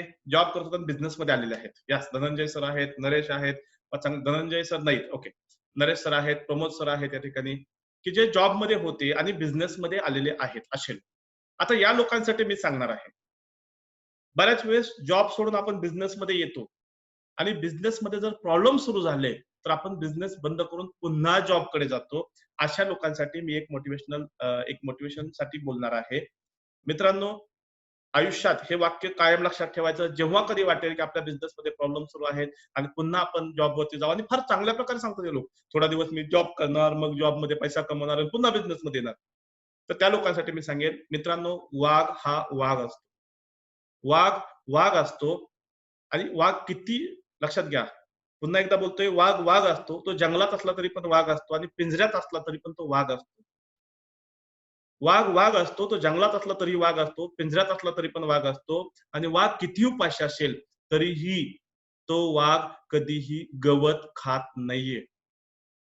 व्यावसायिकांसाठी बोलेल, तुम्ही वाघ आहात आणि नोकरी म्हणजे गवत आहे. आयुष्यात परत कधीही ते गवत खाण्याचा विचार करायचा नाही. कधीच विचार करायचा नाहीये आणि तुमच्यामध्ये ती क्षमता आहे म्हणून तुम्ही बिझनेसमध्ये आलात. ज्या दिवशी तुम्हाला वाटेल, की आपल्याला नोकरीला जायचंय, त्या दिवशी हे वाक्य लक्षात ठेवा. जर आपल्याला नोकरी बिझनेसमध्ये अडचणी येत असतील, तर काय अडचणी येतात हे समजून घ्या. त्याच्यावरती मात करा. त्याच्यामध्ये टेक्निक्स तुम्ही वापरा. परंतु पुन्हा नोकरीकडे जाऊ नका. ओके. एवढंच मी मोटिव्हेशन बोलेल आणि त्यानंतर आपल्या मूळ सब्जेक्टकडे आपण येऊयात, की तुम्हाला जो आहे त्यापेक्षा 4 पट जास्त पैसा तुम्हाला कमवायचा आहे. पण हे कसा कमवायचा? तर सर्वात लक्षात अगोदर घ्या, जे मोजता येतं ते वाढवता येतं. येस, कोणतरी लिहितं, की मी जॉब पण करतो आणि बिझनेस पण करतो. चांगली गोष्ट आहे. काही लोक त्या ठिकाणी जॉब ही करतात, साइड बाय साइड बिझनेस करतात. पण तो बिझनेस नसेल, कदाचित तुम्ही सेल्फ एम्प्लॉईड पण असाल, थोडा वेळ करत असाल, मे बी बिझनेस पण करत असाल. पण जेव्हा तुमचा बिझनेस एका विशिष्ट लेव्हलला जाईल, तेव्हा प्लीज सर जॉब सोडून द्या आणि बिझनेसमध्ये वेगाने तिथे जाऊन तुम्ही ज्या जॉबमध्ये जाऊन जे 8 तास काम करता, त्याच वेळेस तोच 8 तास तुम्ही स्वतःच्या बिझनेससाठी द्या. आज तुमचा बिझनेस ज्या ठिकाणी आहे त्याच्यापेक्षा कितीतरी पटीने जास्त वाढेल. पुन्हा तुम्हाला जॉब करण्याची गरज नाही. आपला जन्म जॉब देण्यासाठी झालेला आहे, जॉब करण्यासाठी नाहीये. येस? ओके. अगोदर आपल्याला काय करायचंय? मित्रांनो, एक गोष्ट लक्षात घ्या, जे मोजता येतं ते वाढवता येतं. आजपासून तुमच्या बिझनेसचा प्रत्येक पार्ट मोजता आला पाहिजे. किती कस्टमर आले, किती गेले, किती लोकांनी खरेदी केली, किती लोकांनी खरेदी केली नाही, का केली नाही, त्याची कारणं किती किती आहेत, कोणती कारणं आहेत, हा सेकंड पार्ट. किती कारणं आहेत, मग त्याच्यावरती किती सोल्युशन असू शकतात, किती हा नंबर. जसं मी सांगितलं, की किती पैसा कमवायचा आहे तुम्हाला, तो नंबर आहे. तसा किती लोक गेले, किती लोक आले, इथपासून सर्व किती एम्प्लॉई आहेत, किती एम्प्लॉई पाहिजेत, किती दिवस लागतील आपल्याला, नंबर्समध्ये सगळ्या गोष्टी तुम्हाला नंबर्समध्ये सांगता येईल. आता ह्या कोरोनामध्ये जर तुमचा बिझनेस वाढवायचा असेल मित्रांनो, तर सर्वात अगोदर तुम्हाला संधी शोधावी लागेल. परंतु कित्येक लोकांना असं वाटतं, की संधी शोधायची म्हणजे आपण आपला बिझनेस सोडून दुसऱ्या एखाद्या बिझनेसमध्ये जायचं का? मित्रांनो, ही चूक कधीही करू नका. कधीही चूक करू नका. जर तुम्हाला तुमचा बिझनेस सोडावासा वाटत असेल, तर आजूबाजूला पहा. तुम्ही ज्या व्यवसायामध्ये आहात, त्या व्यवसायामध्ये तोच व्यवसाय करून एखादा व्यक्ती दुसरा कोणी आहे का जो पैसा कमवतोय. जर दुसरा कोणी पैसा कमवत असेल, तर समजायचं व्यवसायामध्ये काही प्रॉब्लेम नाहीये. प्रॉब्लेम आपल्या आतमध्ये आहे. तो व्यवसाय चांगलाच आहे. फक्त त्या व्यवसायामध्ये आपल्याला संधी शोधता येते. दुसरी गोष्ट, फक्त संधी शोधून उपयोग नाहीये, तुम्हाला ती संधी पकडावी लागेल. कित्येक लोक असे असतात, की ज्यांना समोर संधी दिसत असते. कित्येक वेळेस लोक बोलतात आम्हाला, की "सर, आम्हाला संधी समोर दिसत होती, पण आम्ही नाही घेऊ शकलो. असं समोर होता, पण तो खाऊ नाही शकलो." किती लोक असे आहेत, की ज्यांच्या आयुष्यामध्ये असा क्षण आलेला असेल, की "सर, संधी होती, पण आम्ही घेऊ शकलो नाही." कमेंट बॉक्समध्ये क्लिक फक्त येस टाइप करा त्या ठिकाणी. किती लोक असे आहेत की ज्यांच्या आयुष्यात हा असा क्षण आलेला आहे की संधी होती आम्हाला, ते करता येत होतं पण आम्ही ते केलेलं नाहीये, हातातून गेली. मग ती कारण कोणती असतील, पैसा नाहीये, तुम्ही आजारी होता किंवा ती संधी लांब काही असेल, पण तुमच्या आयुष्यामध्ये ह्या गोष्टी आल्या होत्या. मित्रांनो, संधी शोधणं, संधी पकडणं ह्या दोन वेगवेगळ्या गोष्टी आहेत. आम्ही स्पेशल त्याच्यावरती दोन वेगवेगळे सेशन घेत असतात. पण एक एक सेशन कमीत कमी 7-7, 8-8 तासाचा चालतो. सो या ठिकाणी मी एवढंच तुम्हाला सांगेन की संधी शोधणं गरजेचं आहे, संधी पकडणं गरजेचं आहे. पण सर्वात अगोदर तुम्हाला असं करावं लागणार आहे की आता डॅमेज कंट्रोलमध्ये या ठिकाणी डॅमेज कंट्रोल कसं करायचं. कोरोनामुळे बऱ्याचशा लोकांचे बिझनेस पूर्णपणे डॅमेज झालेले. सो डॅमेज कंट्रोल हा कन्सेप्ट तुम्हाला माहित असणं गरजेचं आहे की आता आपल्याला जो आपला व्यवसायाची जी पडझड होत चाललेली आहे, आपल्यापैकी एकही असा नसेल की जो म्हणत असेल की सर माझा बिझनेस जरी लॉकडाऊन असेल तरीही एकदम व्यवस्थित आहे, मस्त आहे. असे किती लोक आहेत त्यांचं बघा की बिझनेसमध्ये काही नुकसान झालेलं नाही, असं कोणी आहे का? असेल तर यस टाईप करा. मॅक्झिमम लोक असे आहेत की या लॉकडाऊनमुळे त्यांच्या व्यवसायामध्ये अडचणी आलेल्या आहेत. कारण जेव्हा मी सर्वांची लिस्ट पाहिली तेव्हा मला दिसले लोक त्या ठिकाणी मॅक्झिमम लोक असे आहेत की ज्यांचं अ, जीवनावश्यक वस्तू या व्यवसायामध्ये कुणीच नाहीये मला त्या ठिकाणी दिसलं. येस. अमोल सर बोलतात की फार बोंब झाले आहे. बाकी जे सगळे लोक आहेत, कुणी वेअर हाऊस, कुणी वेअर शॉपी, काही फूड प्रॉडक्ट मध्ये काही लोक आहेत, त्यांच्याच बाबतीमध्ये थोडंसं काही चाललं तर चाललं. तेही जीवनावश्यक मध्ये असेल तर. कारण बाकीच्या लोकांचे सगळ्यांचे बिझनेस डॅमेज झालेले आहेत. सर्वात अगोदर तुम्हाला ते डॅमेज कंट्रोल कसं करावं हे माहीत करून घ्यावं लागेल आणि त्यानंतर हा कोरोना गेल्यानंतर आपली बिझनेस स्ट्रॅटेजी काय असावी. मित्रांनो, आतापर्यंत ज्या स्ट्रॅटेजीने तुम्ही बिझनेस केला आहे, त्या स्ट्रॅटेजी इथून पुढे चालणार नाहीयेत. तुम्हाला नवीन स्ट्रॅटेजी तुम्हाला शिकाव्या लागणार आहेत. आणि जर या शिकल्यात तरच तुमचा बिझनेस पुढे जाणार आहे. आणि सर्वात मी छोटंसं सांगेल, की ज्यांचा बिझनेस इथून पुढच्या काळामध्ये ऑनलाईन असणार आहे, तोच बिझनेस चालणार आहे. ज्यांचे बिझनेस ऑफलाईन आहेत, त्या बिझनेसमध्ये प्रचंड प्रॉब्लेम येणार आहेत. चालतील, पण प्रचंड प्रॉब्लेम येणार आहेत. प्रचंड प्रॉब्लेम. आणि पुन्हा मी पहिल्या विषयावरती बोलेल, की संधी शोधण्यासाठी दुसऱ्या बिझनेसमध्ये जाऊ नका. तुमचा आहे तोच बिझनेस ऑनलाईन कसा घेऊन जायचा त्याचा विचार करा. आहे तोच व्यवसाय कशा प्रकारे तुम्ही पुढे घेऊन जाऊ शकता. जर या गोष्टी जर तुम्ही व्यवस्थित केल्या तरच तुम्ही पुढे जाऊ शकता. आता दुसऱ्या बिझनेसमध्ये का जायचं नाही म्हणतोय त्याचं एक कारण सांगतो. आता ज्या बिझनेसमध्ये आहात त्या बिझनेसचं तुम्हाला 70% ज्ञान आहे असं आपण समजूया आणि 30% नाहीये. म्हणून तुम्हाला असं वाटतंय की हा बिझनेस चालत नाहीये. तुम्ही दुसऱ्या बिझनेसमध्ये गेला तर मित्रांनो त्या बिझनेसचं तुम्हाला हार्डली 5% 10% काहीतरी ज्ञान असणार आहे. आणि त्या बिझनेसचं 100% ज्ञान मिळवण्यासाठी तुम्हाला किती दिवस खर्च करावा लागणार याचा विचार करा. कारण ज्या बिझनेसमध्ये तुम्ही आता आहात, त्या बिझनेसमध्ये तुम्ही 3 वर्ष झाले असतील, 5 वर्ष झाले असतील, 10 वर्ष झाले असतील, तुम्ही काम करत आहात. 10 वर्षामध्ये 70% मिळवलं असेल, तर दुसऱ्या बिझनेसमध्ये गेल्यानंतर सुद्धा तुम्हाला ते ज्ञान मिळवण्यासाठी, ते 70% मिळवण्यासाठी नक्कीच 5 ते 10 वर्ष लागणार आहेत. पुन्हा त्या बिझनेसमध्ये तुमच्या 30% कमी असणार आहेत. मग मला सांगा दुसऱ्या बिझनेसमध्ये जाऊन शून्यापासून सुरुवात करणं चांगलं आहे, की आहे त्या बिझनेसमध्ये 70% माहीत आहे, हे 30% अपडेट करणं गरजेचं आहे. आता आहे त्या बिझनेसमध्ये सोपं आहे. त्यामुळे स्वतःवरती थोडंसं काम करा, त्या स्ट्रॅटेजी शिका आणि पुढे जा. आता या स्ट्रॅटेजी किती आहेत, हेही मी तुम्हाला सांगेन. तुम्हाला हे सर्व गोष्टी माहीत असणं गरजेचं आहे. बिझनेसमध्ये सर्वात महत्त्वाची गोष्ट आहे लीड जनरेशन. तुमच्याकडे एन्क्वायरी झाली पाहिजे. मित्रांनो, जवळपास 75 प्रकारच्या स्ट्रॅटेजी आहेत, ज्यामुळे तुम्ही तुमच्या व्यवसायामध्ये लीड जनरेशन करू शकता. सेकंड स्ट्रॅटेजी आहे कन्व्हर्जन. उद्या याविषयी मी तुम्हाला बोलणार आहे, डिटेल्समध्ये बोलेल. कुठे-कुठे स्ट्रॅटेजी उपयोगाला येतात. कन्व्हर्जन म्हणजे आलेला व्यक्ती फक्त चौकशी करून गेला न पाहिजे. कित्येक लोक असे आहेत, की ज्यांची तक्रार असते, सर लोक येतात, चौकशी करतात, 2-2, 3-3 वेळेस चौकशी करतात, परंतु सर खरेदीच करत नाहीत. आपल्यापैकी असा कोण आहे का ज्याचा हा प्रॉब्लेम आहे? कन्व्हर्जन. सर लोक येतात, चौकशी करतात, निघून जातात. सर लोक येतात, कोटेशन मागतात, निघून जातात. परंतु वस्तू खरेदी करत नाहीत. कुणी असेल तर कमेंट बॉक्समध्ये यस टाईप करा. यस, सीमा मॅम आहेत. भरपूर लोक आहेत. यस, प्रतीक, अमोल, सगळ्यांचे प्रॉब्लेम आहेत, की सर फक्त चौकशी करतात. तर याच्या जवळपास 83 प्रकारच्या स्ट्रॅटेजी आहेत. जर त्या स्ट्रॅटेजी तुम्हाला माहित नसतील तर मित्रांनो तुमचं कन्व्हर्जन होणार नाही. नंबर ऑफ ट्रान्झॅक्शन तो पुन्हा पुन्हा तुमच्याकडे आला पाहिजे. कारण मित्रांनो समजा तुम्ही ज्या एरियामध्ये आहात, एक साधं उदाहरण सांगेन, त्या एरियामध्ये 1000 लोक आहेत आणि त्या एरियामध्ये 10 शॉप आहेत, जे त्या 1000 लोकांना सर्व्हिस देत आहेत. म्हणजे प्रत्येकाच्या वाट्याला 100-100 लोक येणार आहेत. समजा त्याच एरियामध्ये आणखीन आणखीन 10 लोक आणखीन 10 लोकांनी बिझनेस चालू केला, तर मित्रांनो त्या 100 पैकी फक्त 50 लोक तुमच्या वाट्याला येणार आहेत. तुम्हाला त्या 100चे 200-400 होणं आत्ताच्या काळामध्ये फार अवघड आहे. कारण सध्याचा कॉम्पिटिशनचा काळ आहे आणि भरपूर लोक, जे लोक नोकरीमधून बाहेर पडलेले आहेत, ते लोक आपला स्वतःचा काहीतरी छोटा मोठा बिझनेस चालू करणार आहेत. त्यामुळे तुमच्या कॉम्पिटिशनची संख्या वाढणार आहे मित्रांनो. तेव्हा तुम्हाला आत्ता जो व्यक्ती आहे, त्याच व्यक्तीला पुन्हा पुन्हा कशा प्रकारे रिपीट करायचं, तो कसा कसा पुन्हा पुन्हा तुमच्याकडे येईल याच्याविषयी काम करणं गरजेचं आहे.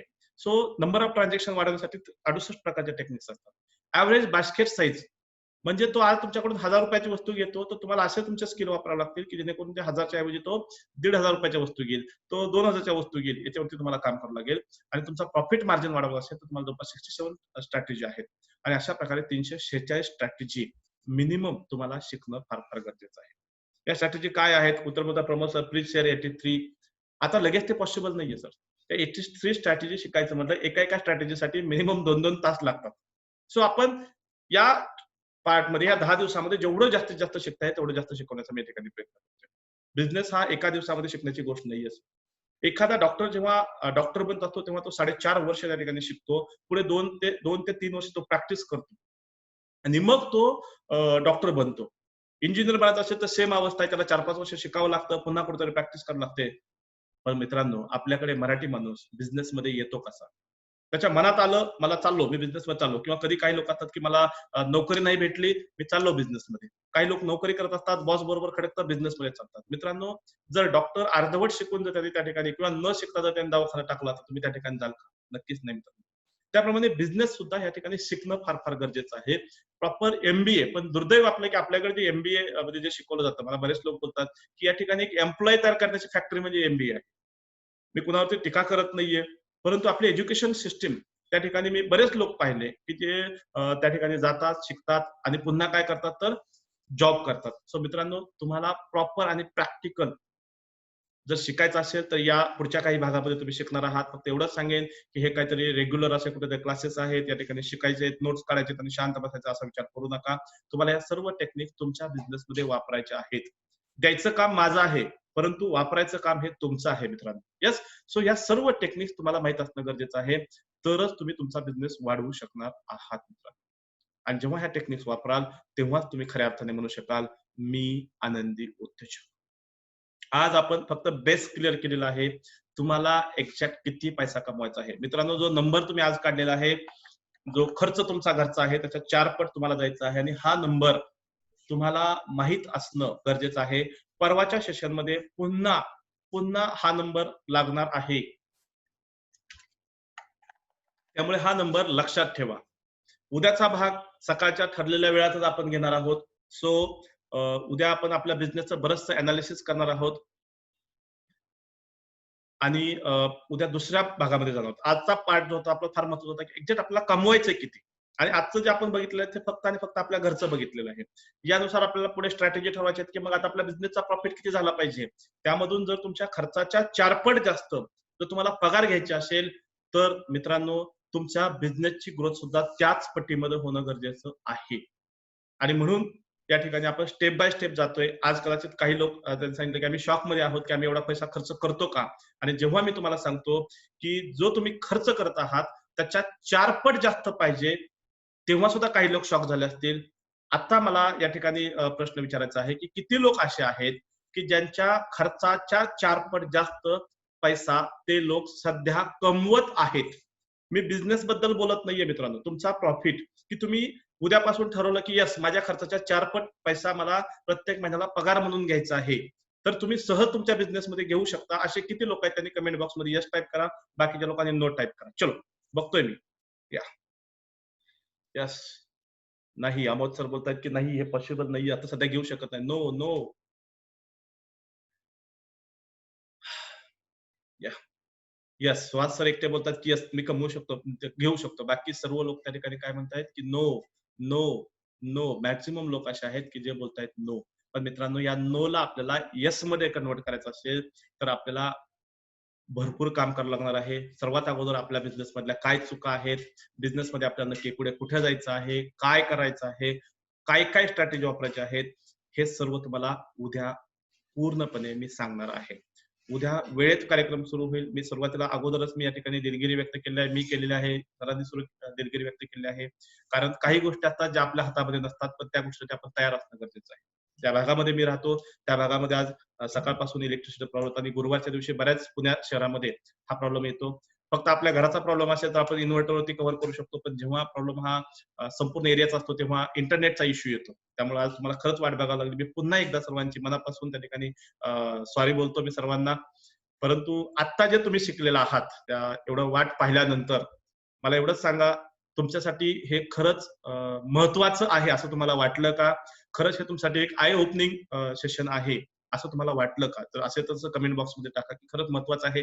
प्रॅक्टिकल गोष्टी कळलेल्या आहेत. बिझनेसकडे बघण्याचा दृष्टिकोन यामुळे बदलतोय असं तुम्हाला वाटतं का? येस, 200% द्या. सो असं म्हटलं जातं आपल्याकडे, की सब्र का फल मीठा होता है. अशा प्रकारे तुमच्यामध्ये झालेलं आहे असं मला वाटतंय. नरेश सरांचं स्माईल मला बरंच या ठिकाणी दिसतं त्या ठिकाणी. फार खुश आहेत सर. चलो महत्त्वाच्या गोष्टी मिळाल्या. आता आपण क्वेशन आन्सर्स घेणार आहोत मित्रांनो. फार महत्त्वाचा गोष्ट आहे. आनंदी उद्योजक तुम्हाला बनायचं आहे आणि सगळ्यांना सांगायचं आहे, की येस मी आनंदी उद्योजक. मी उद्योजक नाहीये, मी आनंदी उद्योजक अशा प्रकारे तुम्हाला सांगायचं आहे मित्रांनो. आणि ही प्रोसेस आपण पुढच्या काही दिवसामध्ये पूर्ण करणार आहोत. तुम्हाला 3 दिवस ऑनलाईन असणार आहे आणि 3 दिवसानंतर तुम्हाला 3 दिवस लाईव्ह असणार आहे मी तुमच्यासोबत आणि 3 दिवसानंतर 7 दिवसाचे जे व्हिडिओ आहेत हे तुम्हाला आमच्या वेबसाईट वरती पाहायचे आहे. त्या वेबसाईट वरती कसं जायचं, कसं रजिस्टर करायचं याविषयीची माहिती मी तुम्हाला परवाच्या दिवशी सांगणार आहे. कारण जर तुम्ही आजच गेलात, तुम्हाला सांगितलं तर तुम्ही लगेच त्या ठिकाणी जाऊन तिथं पाहायला लागाल आणि परिणाम असा होईल की आता जे चालू आहे त्याच्याकडे तुमचं दुर्लक्ष होईल. त्यामुळे मी आज या गोष्टी सांगणार नाहीये. 3 दिवस आत्ता जे आपण करत आहोत त्याच्यामध्येच तुम्हाला पार्टिसिपेट व्हायचं आहे. येस. आता तुम्हाला जर याच्या व्यतिरिक्त काय पाहिजे तर मी सांगेन, की आपला जो YouTube चॅनल आहे, आनंदी परिवार याच्यावरती जाऊन तुम्ही काही बिझनेस रिलेटेड छोटे-छोटे व्हिडिओज आहेत ते तुम्ही पाहू शकता. आनंदी परिवार नावाचा तुम्ही नेटवर सर्च करा किंवा डॉक्टर कुमार गायकवाड सर्च करा. त्या ठिकाणी तुम्हाला काही सायकॉलॉजिकल तुम्ही कशा प्रकारे शांत राहायचं वगैरे याचे व्हिडिओ मिळतील. पण त्याचा आणि या कोर्सचा काही संबंध नाहीये. ते अवांतर गोष्टींसाठी फक्त तुम्हाला सांगण्यात त्याच्यातले व्हिडिओ तुम्हाला पहा. काय बिझनेस रिलेटेड आहे ते बिझनेस पहा. दुसरी गोष्ट, तुम्हाला जर याच्याशी काही शंका असतील तर तुम्ही आत्ता विचारू शकता. प्लस आजपासून उद्या सकाळपर्यंत काय अडचण आल्या तर ग्रुपवरती त्या शंका टाकू शकता. जवळ ग्रुपवरती तुम्ही त्या ठिकाणी तुमचे प्रश्न टाकू शकता. म्हणजे जेणेकरून मला उद्या प्रोग्राम सुरू करताना त्या विषयावरती सुरुवातीला बोलायला सोपं जाईल. येस. सो आता आजचे क्वेश्चन आन्सर आपण पाहूयात. बरेच वेळ झाला तुम्ही वाट पाहत आहात. पहिला प्रश्न आलेला आहे, ऑनलाईन बिझनेस बद्दल सांगणार आहात ना? येस. ऑनलाईन बिझनेस म्हणजे काय? याविषयी मी तुम्हाला अगोदर सांगेन. मित्रांनो, ऑनलाईन बिझनेस म्हणजे आज तुम्ही एक ऑफलाईन जाता म्हणजे त्या शॉपमध्ये जाता, शॉपमधून वस्तू खरेदी करता, ह्याला ऑफलाईन बिझनेस. ऑनलाईन म्हणजे काय? तुम्ही इंटरनेटवरती अवेलेबल असणं. बस सोपं. ऑनलाईन म्हणजे काय, त्याचं digital marketing, search engine optimisation, हे मोठे-मोठे शब्द आहेत. या गोष्टीमध्ये मित्रांनो प्लीज अडकू नका. साधी गोष्ट आहे, कुठलाही व्यक्ती कुठूनही तुमच्या व्यवसायाविषयी माहिती घेऊ शकतो. तुमचं ऑफलाईन एक दुकान आहे. ऑनलाईन दुकान म्हणजे काय आहे? ऑनलाईन दुकान म्हणजे तुमची एक वेबसाईट पाहिजे. तुमचं एक फेसबुक पेज पाहिजे. जर वेबसाईट करण्याचे तुमचे समजा काही लोकांची आत्ताही त्या ठिकाणी आर्थिक अडचण असेल, तर एक साधं फेसबुक पेज जर तुमचं असेल, त्याला आम्ही ऑनलाईन दुकान म्हणतो, ज्या ठिकाणी तुम्ही तुमच्या वस्तू दाखवू शकता. आणि मग त्या दुकानची तुम्ही जाहिरात करायची आहे. आज काय करता तुम्ही, समजा पॉम्पलेट छापत आहात किंवा ब्राउचर तुम्ही देत आहात. त्याची ऑनलाईन मार्केटिंग करायची म्हणजे काय आहे, की वेगवेगळे जे मीडियम्स आहेत, मग Facebook असेल, Twitter असेल, LinkedIn असेल, या ठिकाणी लोकांना ओरडून सांगायचं, की आमच्या या ऑनलाईन दुकानामध्ये या आणि हे ऑनलाईन दुकानामध्ये आमच्या या वस्तू आहेत.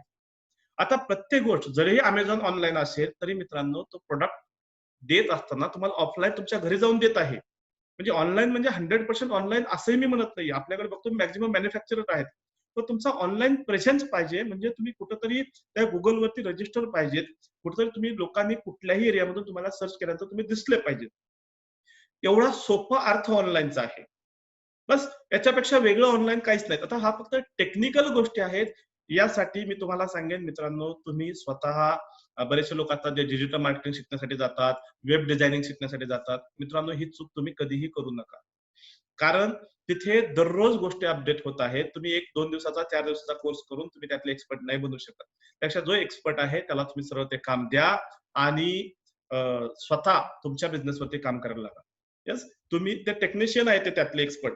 सो त्यांना काम द्या, तुम्ही त्याच्यामध्ये जाऊ नका. तुम्हाला तुमच्या बिझनेस मधलं माहित आहे. तुम्ही तुमच्या बिझनेसमध्येच त्या ठिकाणी कसं पुढे जाता येईल ते पहा. दुसरा प्रश्न आहे जस्ट डायलवर केलंय मी आणि वेबसाईट आहे. ओके, तुम्हीच बोलताय प्रतीक सर. मित्रांनो, जस्ट डायल बद्दल प्रत्येकाचे अनुभव वेगवेगळे आहेत. परंतु माझ्या बाबतीमध्ये मी सांगेल, जस्ट डायल तुमच्यामध्ये कॉम्पिटिशन लावून देत आहे. प्राइस वॉर क्रिएट करताय. उद्या प्राइस वॉर काय आहे मी तुम्हाला उद्या सांगणार आहे. पण जस्ट डायल वरती तुम्ही जर एक एन्क्वायरी केली, तर कमीत कमी 10 लोक तुम्हाला कॉल करतात. मी एक उदाहरण सांगेन. माझ्याकडे मला या बरोबर आहे. लीड्स येतायत पण बिझनेस येत नाही. का होतं ते मी सांगेन तुम्हाला. मी एक कॉल करतो, की मला सॉफ्टवेअर इंडस्ट्रीमधील कोणतरी सॉफ्टवेअर प्रोव्हायडर पाहिजे.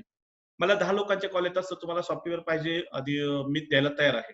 मी त्या सर्वांना त्यांचे कोटेशन विचारतो. सुरुवातीला मी ते करतो. तुमची कितीला देणार? मित्रांनो, एक उदाहरण मी तुम्हाला सांगेन. मला एक सॉफ्टवेअर पाहिजे, त्याची किंमत ₹1,50,000 होती.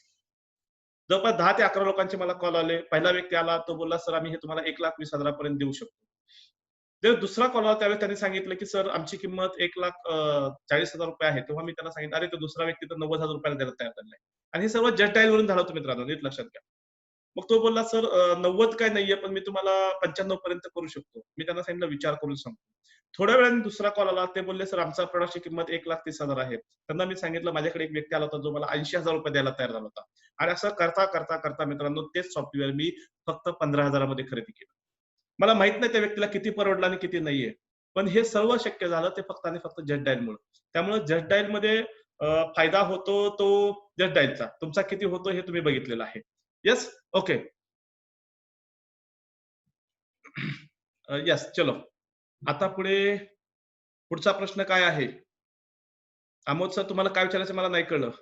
मला नोकरी द्या म्हणून फोन येत होते. वैतागून बंद केलं. मला नाही कळलं तुम्हाला कशासाठी? का तुम्हाला तुमच्याकडे नोकरी मागत होते. येस, ठीक आहे. चलो. Yes, yes. तुमच्याकडे नोकरी मागत होते. येणार सर. आणि जस्ट डायलचा बऱ्याच वेळेस दुरुपयोग होत आहे. बरेचसे सॉफ्टवेअर आहे जे डायरेक्ट डेटा एक्स्ट्रॅक्ट करतात. त्यामुळे तुम्हाला हाही त्रास होऊ शकतो. येस.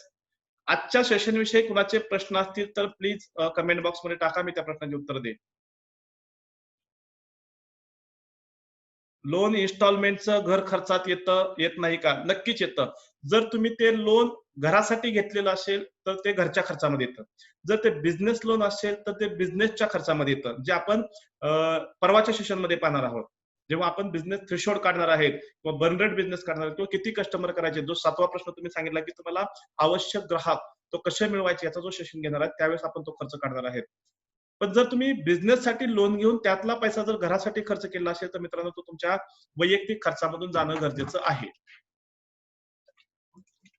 येस, प्रतीक सर क्लिअर झालं तुमचं?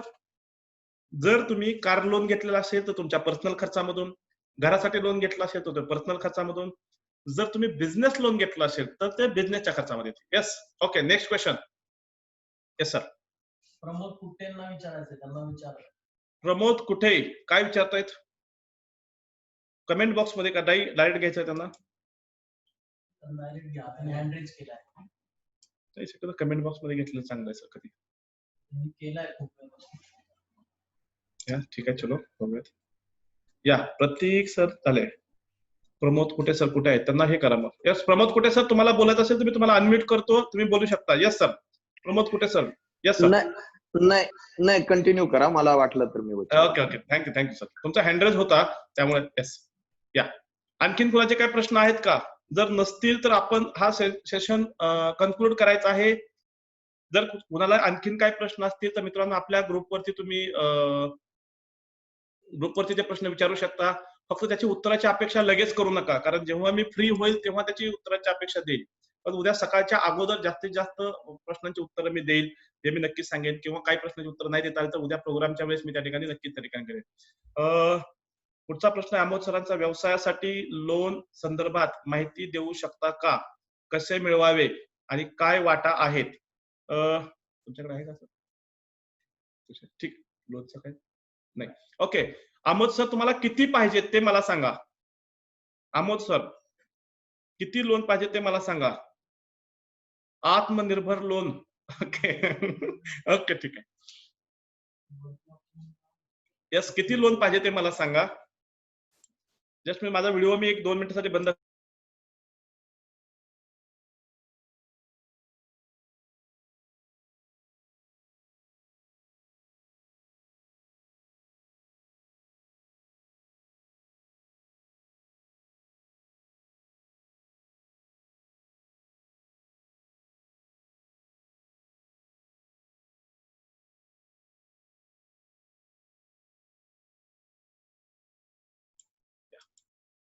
सर 15 लाखाचं पाहिजे.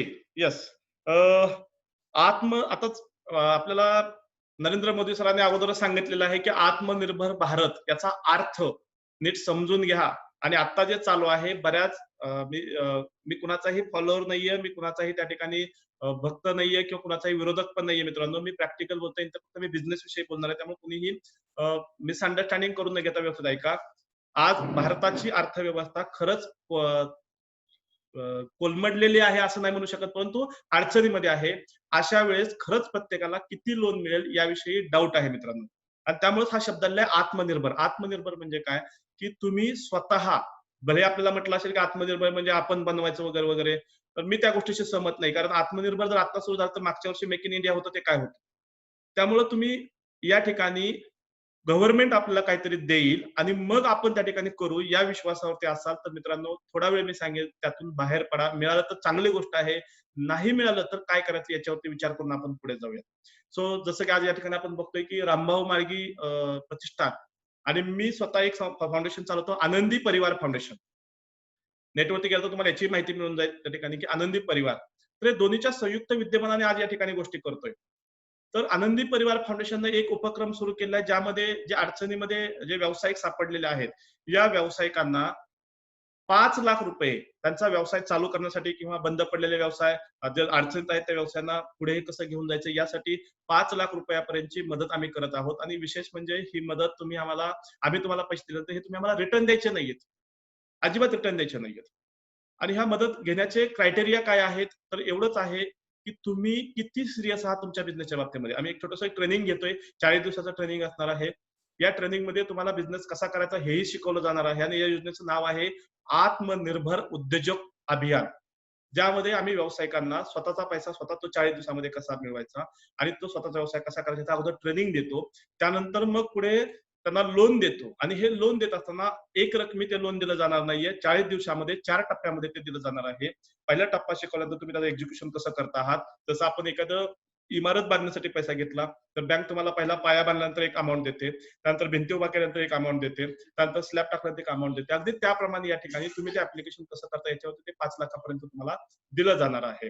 तर तुम्हाला जर यामध्ये इच्छा असेल की हे 5 लाख मला पाहिजे आहेत, तर मित्रांनो मी उद्याच्या पार्टमध्ये किंवा परवाच्या पार्टमध्ये मी माझा नंबर तुमच्या शेअर करेन किंवा ग्रुपवरती मी आहेच, त्याविषयी मला तुम्ही बोलू शकता. परंतु गव्हर्नमेंट कडून जे घ्यायचं आहे आणि त्याच्या क्रायटेरिया सुद्धा आता चेंज झाले. जसं की परवाच्या दिवशी एक बातमी वाचली की जे आपण सिव्हिल स्कोर आपला जो पाहतो तो मेजरमेंट कसा करायचा याचा सुद्धा क्रायटेरिया गव्हर्नमेंटने बदललेला आहे आता. कारण पूर्वी ऑनलाईन ट्रान्झॅक्शन होत नव्हते, परंतु आता या लॉकडाऊनमुळे मॅक्झिमम ट्रान्झॅक्शन ऑनलाईन होत आहेत. त्यामुळे त्या व्यक्तीचे ते ट्रान्झॅक्शन कन्सिडर करून त्याचा सिव्हिल स्कोर चांगला करावा का याच्याविषयी सुद्धा प्रश्नचिन्ह उपस्थित केले गेले होते. त्यामुळे आता जर मी तुम्हाला काही सांगायला गेलो तर ते आणि बँक पॉलिसी आता जे नवीन बदललेल्या बँक पॉलिसीज आहेत यामध्ये दोन्ही वेगवेगळ्या गोष्टी होऊ शकतात. सो त्यामुळे आता मी या ठिकाणी त्या लोन बद्दल मी जास्त काही सांगणार नाहीये.